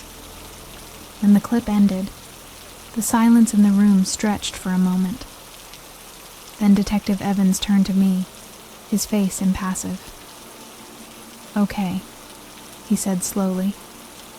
"We see he's looking in the direction of your camera, but we can't see his face. And you say he left a dead bird?" He then proceeded to dismantle my entire reality with a calm, professional courtesy that was more crushing than any outright mockery would have been. He explained that, while strange, the man's actions didn't constitute a prosecutable crime. There was no law against looking at a house, or putting a dead bird in a trash can that was, technically, awaiting collection on a public curb. Moving the bins was a civic complaint, not a police matter. There was no explicit threat, no property damage, no assault. Legally, their hands were tied. The final, soul-crushing blow came in the form of a pamphlet. Officer Miller handed me a glossy brochure for a neighborhood watch program and gave me the number for the city sanitation department's complaint line. They suggested it might be a local teenager playing a prank, or perhaps a disgruntled neighbor. They were polite, they were professional, and they were showing me the door. My terror, my reality, had been neatly invalidated, repackaged as a minor nuisance, and handed back to me. I walked out of the station feeling a sense of isolation so profound it was suffocating. The drive home was a blur of surreal disconnection. I clutched the steering wheel, my knuckles white, as I moved through a world that was no longer mine. People were jogging, walking their dogs, watering their lawns, all engaged in the simple, beautiful minutiae of a life free from terror. They were protected by a shared reality, a set of rules I no longer had access to. The shoebox on my passenger seat felt like a container of shame, the physical proof of a horror that nobody else could see. When I pulled into my driveway, the sight of my own house filled me with a profound sense of dread. It was no longer a sanctuary, not even a prison. It was the designated arena for my torment, a place legally defined as safe while being the most dangerous place in the world for me.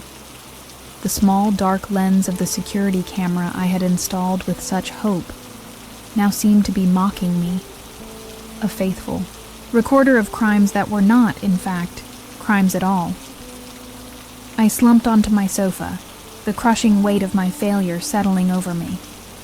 It was then that I understood the true genius of my tormentor's campaign. He had engineered it perfectly. His harassment was designed to operate in the blind spots of the law, in the gray areas of social convention.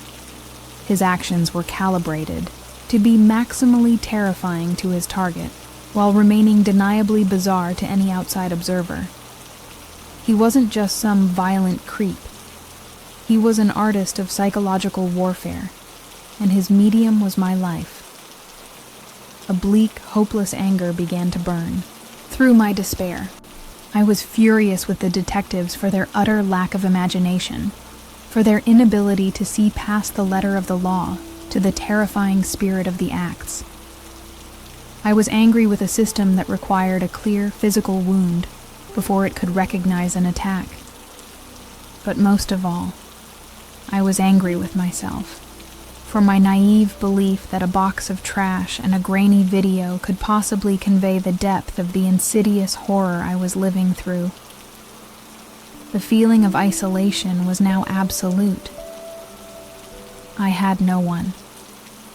The authorities, my last and best hope, had officially and politely washed their hands of me. I couldn't call my family and tell them this story. They would insist I come home, that I sell the house, a life-altering retreat that felt like a victory for him. I couldn't tell my friends. They wouldn't understand the nuance of the fear, the way it was tied to the very routine of my existence. I was on an island and the tide was rising. I tried to think of my next move, my next option, and came up terrifyingly blank. I couldn't move. My life, my job, my finances were all rooted here. I couldn't confront him. The man in the video was unnervingly bold, and I was terrified of what a direct confrontation would unleash. I couldn't rely on the law. The only option left was to simply endure, to wait for his next move, a passive target in a game I was unwillingly playing. The helplessness was a physical weight, pressing down on my chest and making it hard to breathe. That night, the darkness in my house felt different. It was heavier, more absolute. Before, there had been a tiny flickering ember of hope that, if things got bad enough, help would come. That hope was now extinguished. Every creak of the house, every rustle of leaves outside, was a sound I had to face alone. I knew with a chilling certainty that if I screamed, no one would come. That is the true definition of being abandoned. My thoughts drifted to the next collection day, Tuesday. What would he do now? The most terrifying new possibility began to form in my mind. Did he know I went to the police? If he was watching my house closely enough to know about my keychain, he surely saw me leave with a box and drive in the direction of the station. He would have seen me return hours later, defeated. My failure wouldn't just be my own. It would be a message to him. The game had shifted once again. My failed attempt to seek help had not been a neutral act. It had been a move on the board, and a disastrous one at that. I had shown my hand. I had proven to him, unequivocally, just how powerless and isolated I truly was. I had confirmed that his strategy was working perfectly, that the system I trusted had no power over him. Far from being a plea for help, my trip to the station had been an invitation for him to escalate. I picked up my phone, my thumb hovering over the recently added contact for the sanitation department. It was a useless number, a symbol of the system's failure to comprehend my reality. With a small, bitter motion, I deleted the contact from my phone. It was a final, symbolic act of acceptance. There was no one to call. There was no easy solution. It was just me and him. And I was completely, terrifyingly on my own, waiting to see how he would celebrate his victory. A strange and unnerving silence followed my visit to the police station. For 3 consecutive collection days, my tormentor reverted to a chillingly simple routine. The bins would be moved to the end of the driveway, a silent continuation of the initial harassment, but nothing was ever left inside. On camera, the man's movements were brisk and professional. He never looked up, never paused, never gave any indication that he knew a camera was recording his every move. This quiet period was a new and exquisite form of torture, a psychological, cold war that left me in a constant state of agonizing suspense. This new phase of silence was, in many ways, worse than the active torment. The absence of a clear threat gave my imagination fertile ground to grow its own horrors. Each day, I woke with a knot of dread in my stomach, wondering if today would be the day the game resumed. The silence was not peaceful. It was heavy and charged, like the eerie calm before a violent storm. I was a soldier in a trench, waiting for an attack, and the relentless quiet was grinding down my nerves far more effectively than any direct assault. The attack, when it finally came, did not happen on a trash day. It was a Wednesday afternoon, a day that held no prior significance, a fact that in itself was terrifying. It was a message that he was no longer bound by the routine of his job. His focus on me was now a full-time occupation.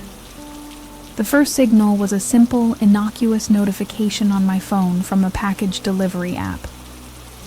Your parcel from Express Post has been delivered and is awaiting you at your front door. I stared at the message, my blood running cold. I hadn't ordered anything. Through the eye of my security camera, I could see it. A small, unassuming brown cardboard box was sitting innocently on my welcome mat. It was a perfect cube, neatly taped, with a crisp white shipping label bearing my name and address in a generic printed font. There was no return address. The delivery had happened minutes ago. The driver a ghost who had come and gone, leaving this Trojan horse at the gates of my fortress. The box's very presence on my porch felt like a profound and immediate violation. For almost an hour, I did nothing but stare at the box on my phone's screen, my mind spiraling through 1,000 terrifying possibilities. Was it a bomb? Was it another dead animal? Was it some kind of sick joke? Every fiber of my being screamed at me to call the police, but my last encounter with them echoed in my mind. What would I say? There's a box on my porch and I didn't order it. They would tell me to open it. Eventually I knew I had to. The not knowing was an unsustainable state of terror. Donning the thick rubber gloves I now kept in my kitchen for handling whatever horrors he sent my way, I unlocked my front door. The short trip from the door to the box felt like walking through enemy territory. I snatched it up, its weight surprisingly solid, and retreated back into the locked safety of my house. I placed the box on my kitchen table, my heart hammering against my ribs. For a long moment, I just stared at it, a benign object that I knew contained a message of pure malice. With a utility knife from a kitchen drawer, I carefully, methodically, sliced through the packing tape. My movements were slow and deliberate, delaying the inevitable moment of revelation. I folded back the cardboard flaps, my breath held tight in my chest. The box was filled with white foam packing peanuts, and nestled perfectly in the center, cushioned and protected, was a single item. It was a silver picture frame, 5 by 7 inches. My picture frame, the one from my bedside table. The air left my lungs in a silent, agonizing rush. It was the photo of me and my mother, taken on our last vacation together before she passed away. Her arm was around my shoulder, and we were both smiling. A perfect, happy memory frozen in time. A memory that, until this morning, had been sitting in the most private space of my home, my bedroom, next to the bed where I slept. He had been in my room. He had stood beside my bed. He had touched my most precious things. A wave of vertigo and nausea washed over me, so intense I had to grip the edge of the table to keep from collapsing. This was the ultimate violation. This shattered every remaining illusion of safety. The psychological barrier between the outside world and my inner sanctum had not just been breached, it had been atomized. He could get to me anywhere. He could enter my home, walk through my most private spaces, and take whatever he wanted, and I was so completely oblivious that I didn't even notice until he decided to mail it back to me. This was no longer about stalking. This was an occupation. My house was not my own. It was a territory I unknowingly shared with a monster who could come and go at will. I sank into a kitchen chair, my body trembling uncontrollably, clutching the framed photograph to my chest. He had touched this. He had held it in his hands. There was nowhere left to run, nowhere left to hide.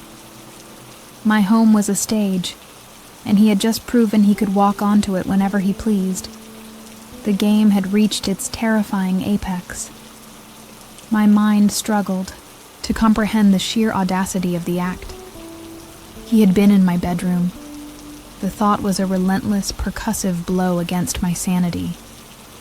He had stood on the carpet beside my bed, breathed the air in my room, and his gaze had fallen upon the most intimate and cherished items of my life.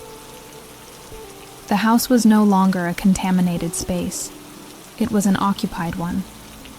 His invisible presence was a suffocating film on every surface, in every shadow, a ghost that I now knew was terrifyingly real. With a surge of frantic energy, I scrambled to my laptop, my hands shaking as I pulled up the security camera's cloud storage. I began scrubbing backwards through the footage, hour by hour, then day by day.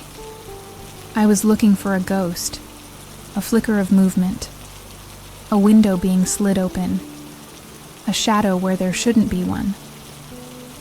I watched days of my own quiet, lonely life pass by and fast forward, a voyeur to my own oblivious existence, searching for the moment my monster had slipped through the cracks. I found nothing. There was no sign of forced entry, no mysterious figure creeping across the lawn in the dead of night. The footage showed only me, leaving for groceries, retrieving the mail, living a life that I had believed was private. The absence of any evidence of his entry was the most terrifying discovery of all. It meant he was either a phantom with impossible skills, or he had found a mundane vulnerability so simple that I had overlooked it entirely. He was a magician, and my sense of security was the rabbit he had made disappear. And in that moment, sitting in the gloom of my living room, staring at a blank timeline on my screen, something inside me finally broke. It was the final straw. The police wouldn't help me. My locks were useless. My camera was a joke.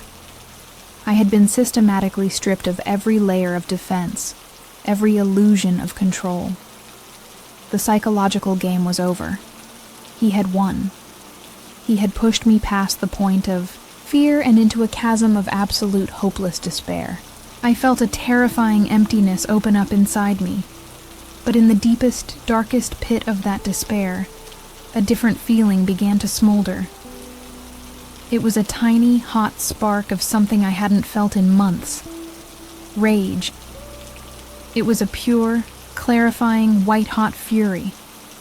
He had taken my peace. He had taken my home. He had weaponized my memories against me. He had tried to unmake me, to reduce me to a terrified, quivering wreck. And in sending me the photo of my mother, a woman who had faced her own battles with immense strength, he had made a fatal miscalculation. That photograph was not just a symbol of his violation. It was a reminder of my own resilience. I looked at her smiling, courageous face, and the spark of rage roared into a defiant fire. I would not be erased. I would not let this faceless ghoul win. The fear was still there, a cold, hard stone in my gut, but the rage was now the fuel, burning away the despair and forging something new and dangerous in its place.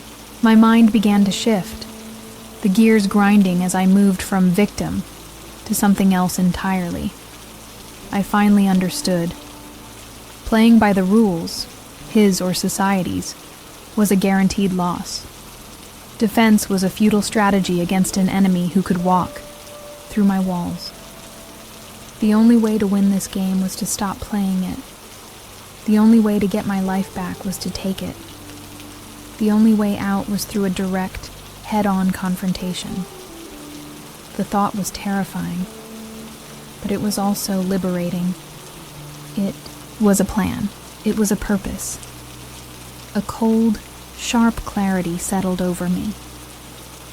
I had an advantage he didn't account for. He believed I was broken. He believed I was still just a scared, helpless woman. His arrogance was now his primary vulnerability. My mind, the same. Analytical tool I used to dissect data sets, now focused on a new problem. How do you trap a man who thinks he's a ghost? How do you hunt a predator who believes you are his prey? I walked back up to my bedroom and placed the framed photograph back on my bedside table. It was a declaration of war.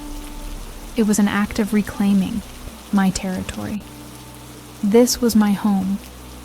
These were my memories, and I would defend them.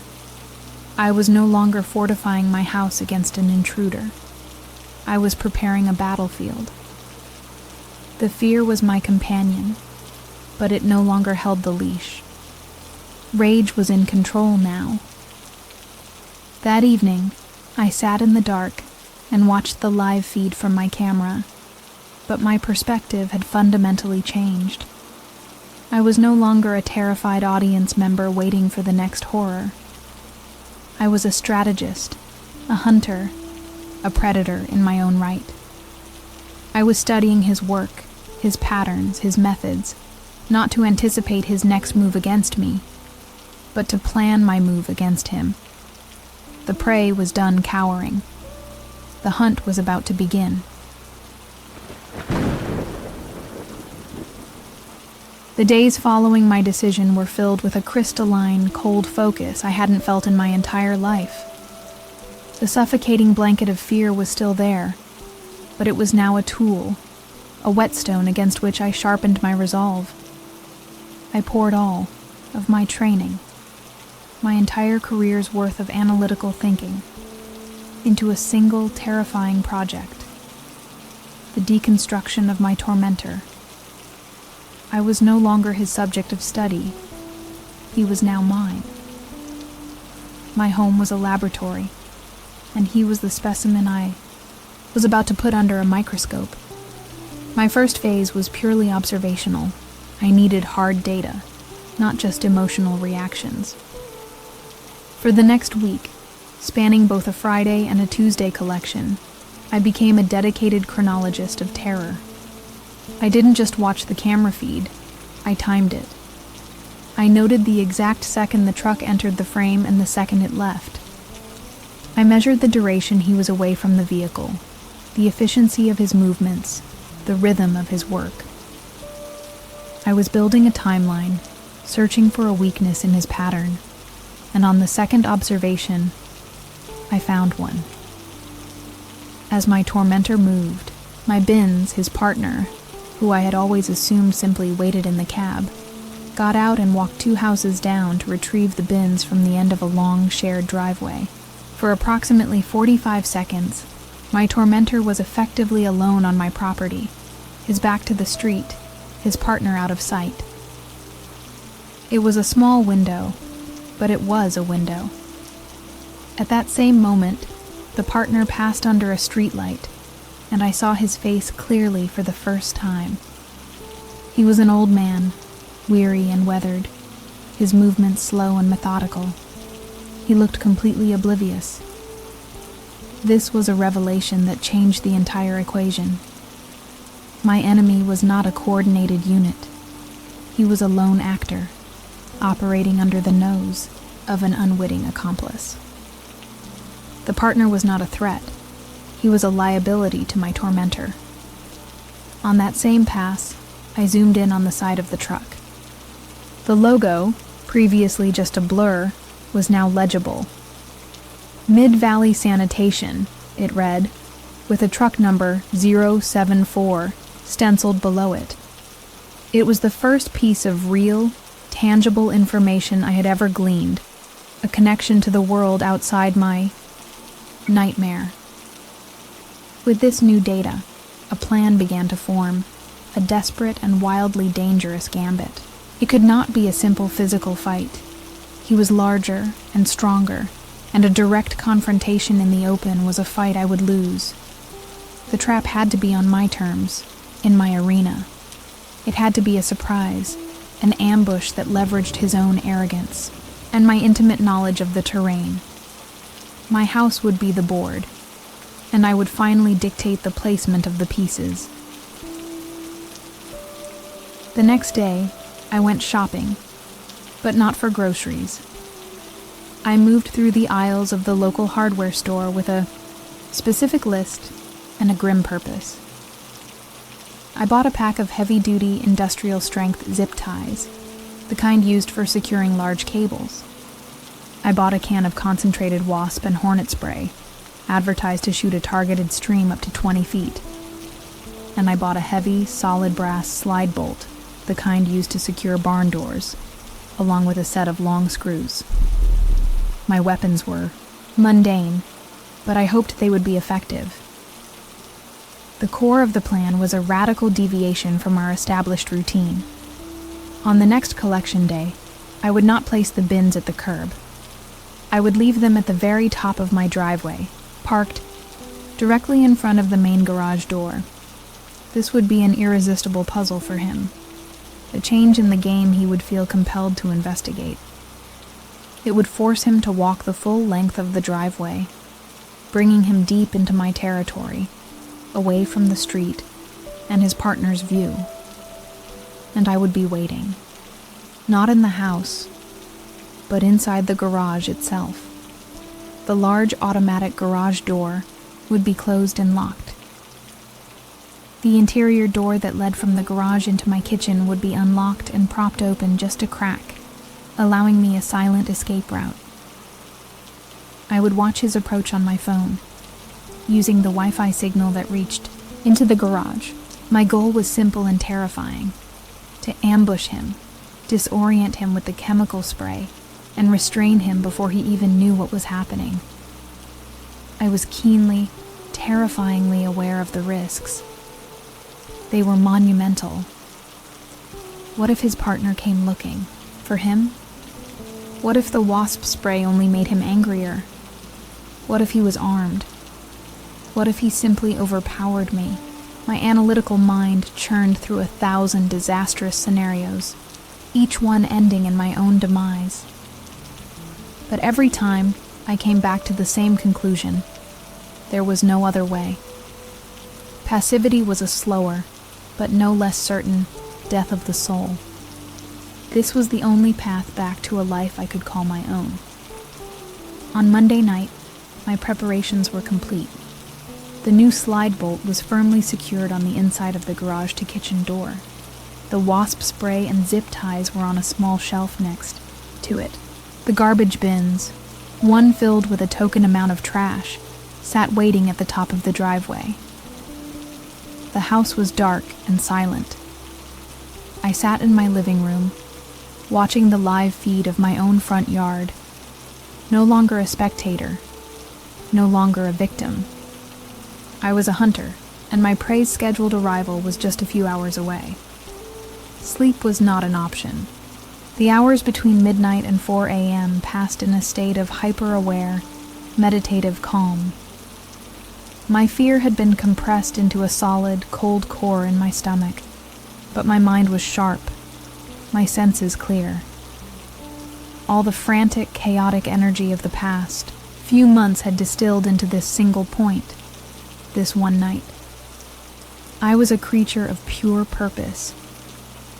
I sat in the silent darkness of my living room, the can of wasp spray cool and solid in my hand, my phone displaying the placid, empty scene of my driveway. I was ready. At 3:45 a.m., I made my final move. I slipped through the interior door into the garage, closing it softly behind me until it was just slightly ajar. The darkness in here was absolute, thick with the familiar smells of cold concrete, old paint, and gasoline. This was my chosen ground. I pressed myself into the corner, behind a stack of old tires, my back flat against the cold drywall. From this vantage point, I was invisible to anyone peering in the side door. My phone, screen dimmed to its lowest setting, was my only eye on the outside world. The distant, familiar rumble reached me first through the walls, a low vibration that my body recognized before my ears did. My heart began a deep, powerful drumming against my ribs, but my hands remained steady. I watched the phone screen as the truck's headlights swung into view, cutting a swath of white across the street. The vehicle stopped, the motion alert. On my phone buzzed silently in my hand. a digital confirmation that the moment had arrived. The actors were taking the stage. I watched as the two figures emerged. The older man, the partner, got out and immediately looked up the long driveway toward the garage, his posture radiating confusion. I could imagine his thoughts, his annoyance at this strange deviation. He gestured towards the house, likely saying something to my tormentor. My enemy, however, just gave a slight shake of his head. He was not annoyed. He was intrigued. This was a new move in the game, and he was eager to play. He started the long walk up the driveway, alone.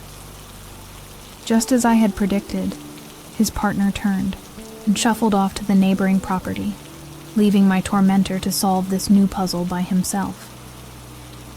He walked with a confident, almost leisurely stride, a predator completely at ease in what he considered his territory.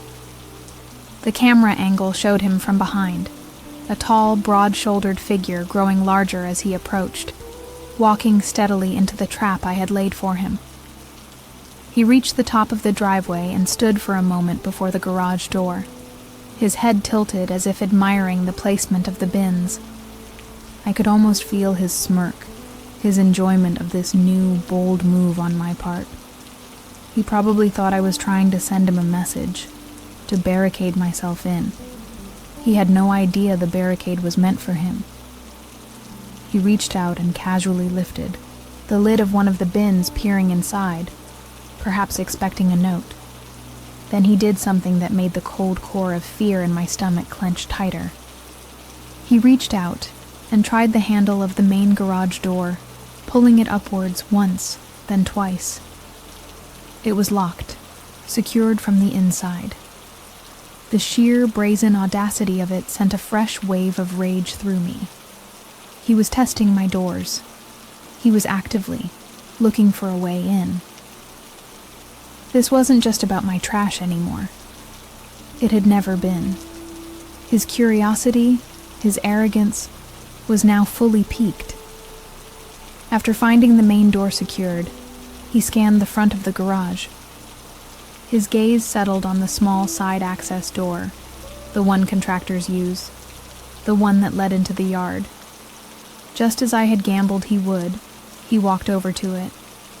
He paused for a second, then wrapped his large hand around the knob. He turned it. It was unlocked. The door opened with a soft, barely audible groan, swinging inward. A sliver of the weak pre-dawn light cut into the oppressive darkness of the garage. He stood in the doorway for a moment, a tall, dark silhouette peering into the blackness, searching for whatever new surprise he thought I had left for him. He couldn't see me. I was completely hidden in the deeper shadows to his left, pressed against the wall. He took one slow, confident step into the garage, letting the door swing shut behind him, plunging us both into near-total darkness. The click of the latch was the starting pistol. He was inside. He was trapped. In that infinitesimal, silent moment between his first step and his second, while his eyes were still adjusting to the black, I moved. The hunter had just walked into the snare. The instant the side door latch clicked shut, plunging the garage into absolute blackness, I moved with a speed I didn't know I possessed. I didn't lunge at him. My plan was never to engage in a physical fight. I scrambled back to the interior. Door leading into my kitchen, slipped through the crack, and slammed the heavy wooden door shut. In the same motion, I threw the solid brass bolt I had installed. The thump of the bolt sliding home was a deafening crack of thunder in the terrified silence, a sound of finality. He was caged. For a heartbeat, there was nothing. Just the sound of my own ragged breathing and the relative safety of my kitchen. Then, from the other side of the door, came a sharp, confused grunt. He whipped around, his boots scuffing on the concrete floor. He was a caged animal, suddenly aware of the trap. He lunged at the side door he'd just entered, rattling the knob. But I had crept back and locked it with my key from the inside before he had even turned around. He was sealed in completely. Silence was my greatest ally. He didn't know where I was, or even who I was. He was trapped in the dark with the consequences of his own arrogance. "Who the hell is in here?" a voice snarled from the other side of the door. It was a gravelly, angry voice, laced with aggression. Nothing like the silent, phantom-like presence I had imagined. Hearing it, so real and so full of malice, sent a fresh jolt of terror through me. But I held my ground. I leaned closer to the door, my own voice shaky but clear in the quiet of my house.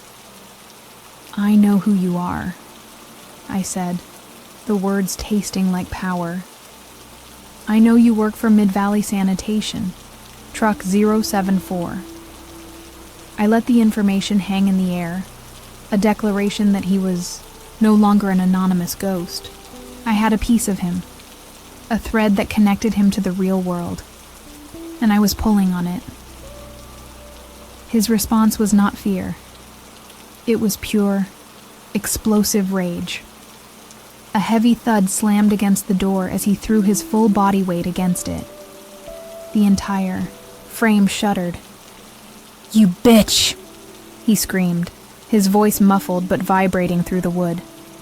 He slammed against it again and again, the horrifying percussion of his assault filling my small kitchen.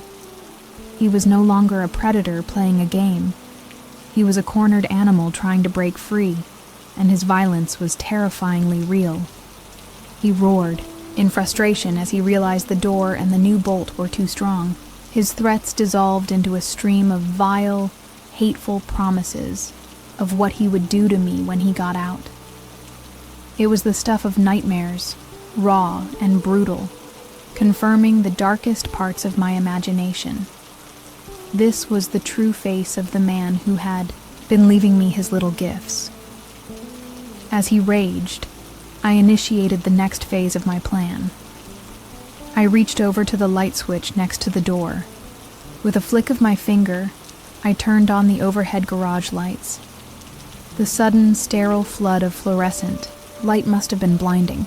At the same moment, I activated the camera on my phone, set it to record, and slid it into the half-inch gap under the door. I wanted his face. I wanted his rage. I wanted his threats immortalized as evidence that no one could ever dismiss. The view from my phone's camera was low and distorted, but it was clear.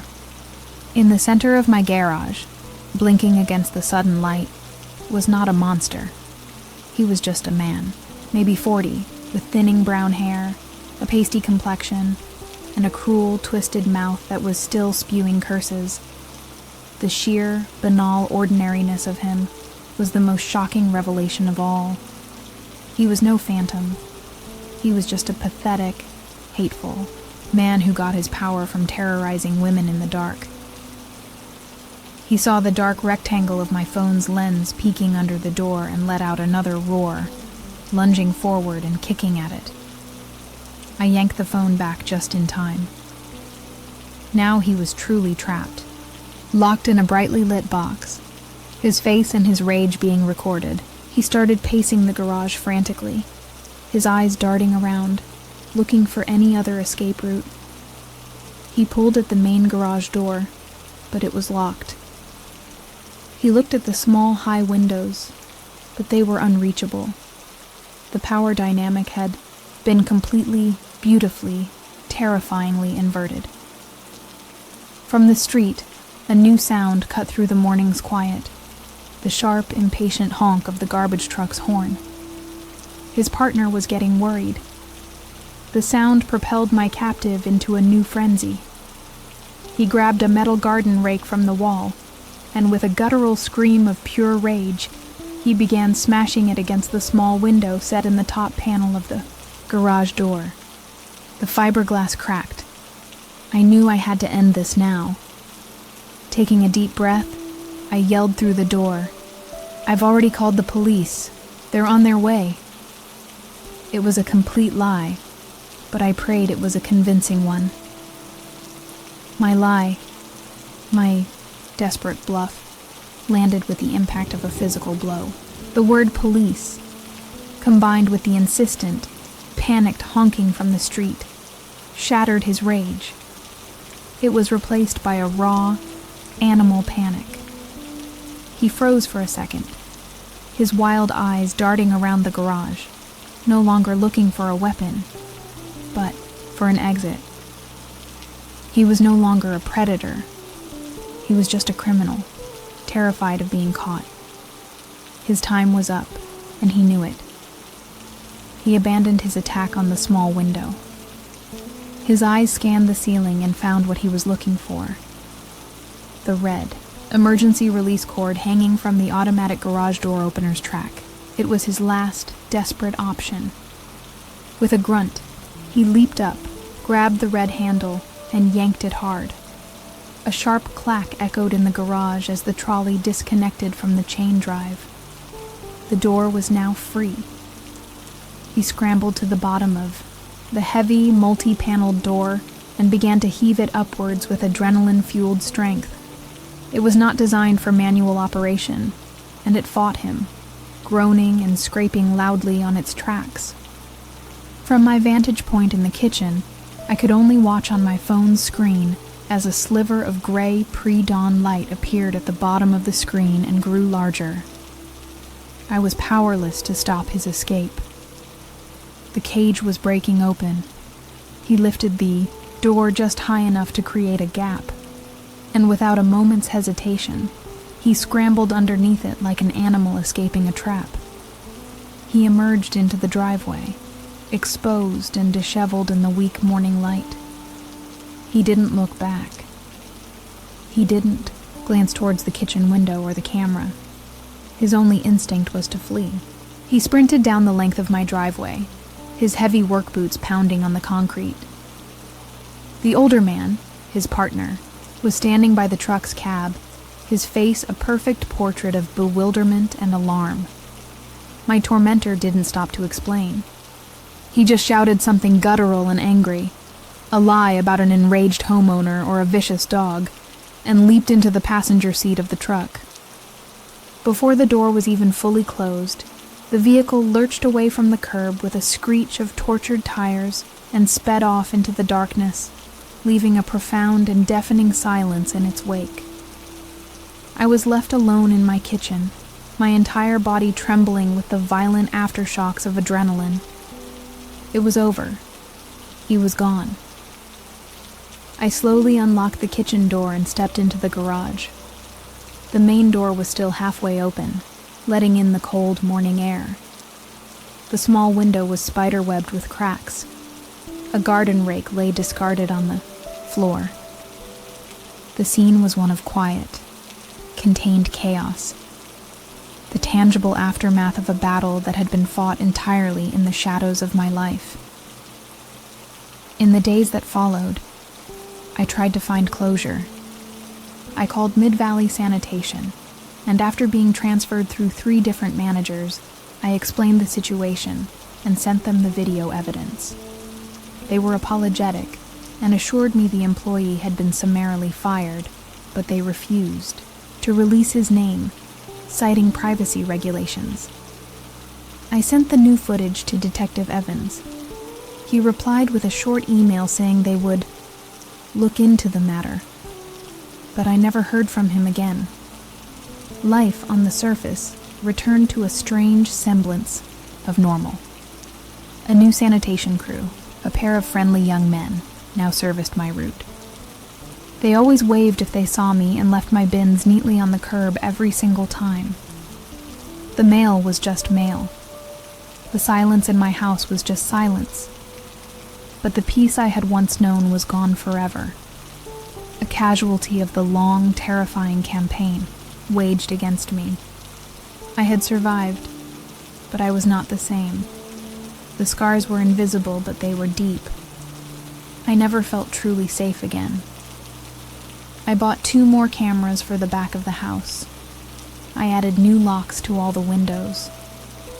Every unexpected noise, every unfamiliar car that parked on the street, sent a jolt of the old fear through me. The man's face, so ordinary and so full of hate, was burned into my memory. I had won, I suppose. I had taken back my home.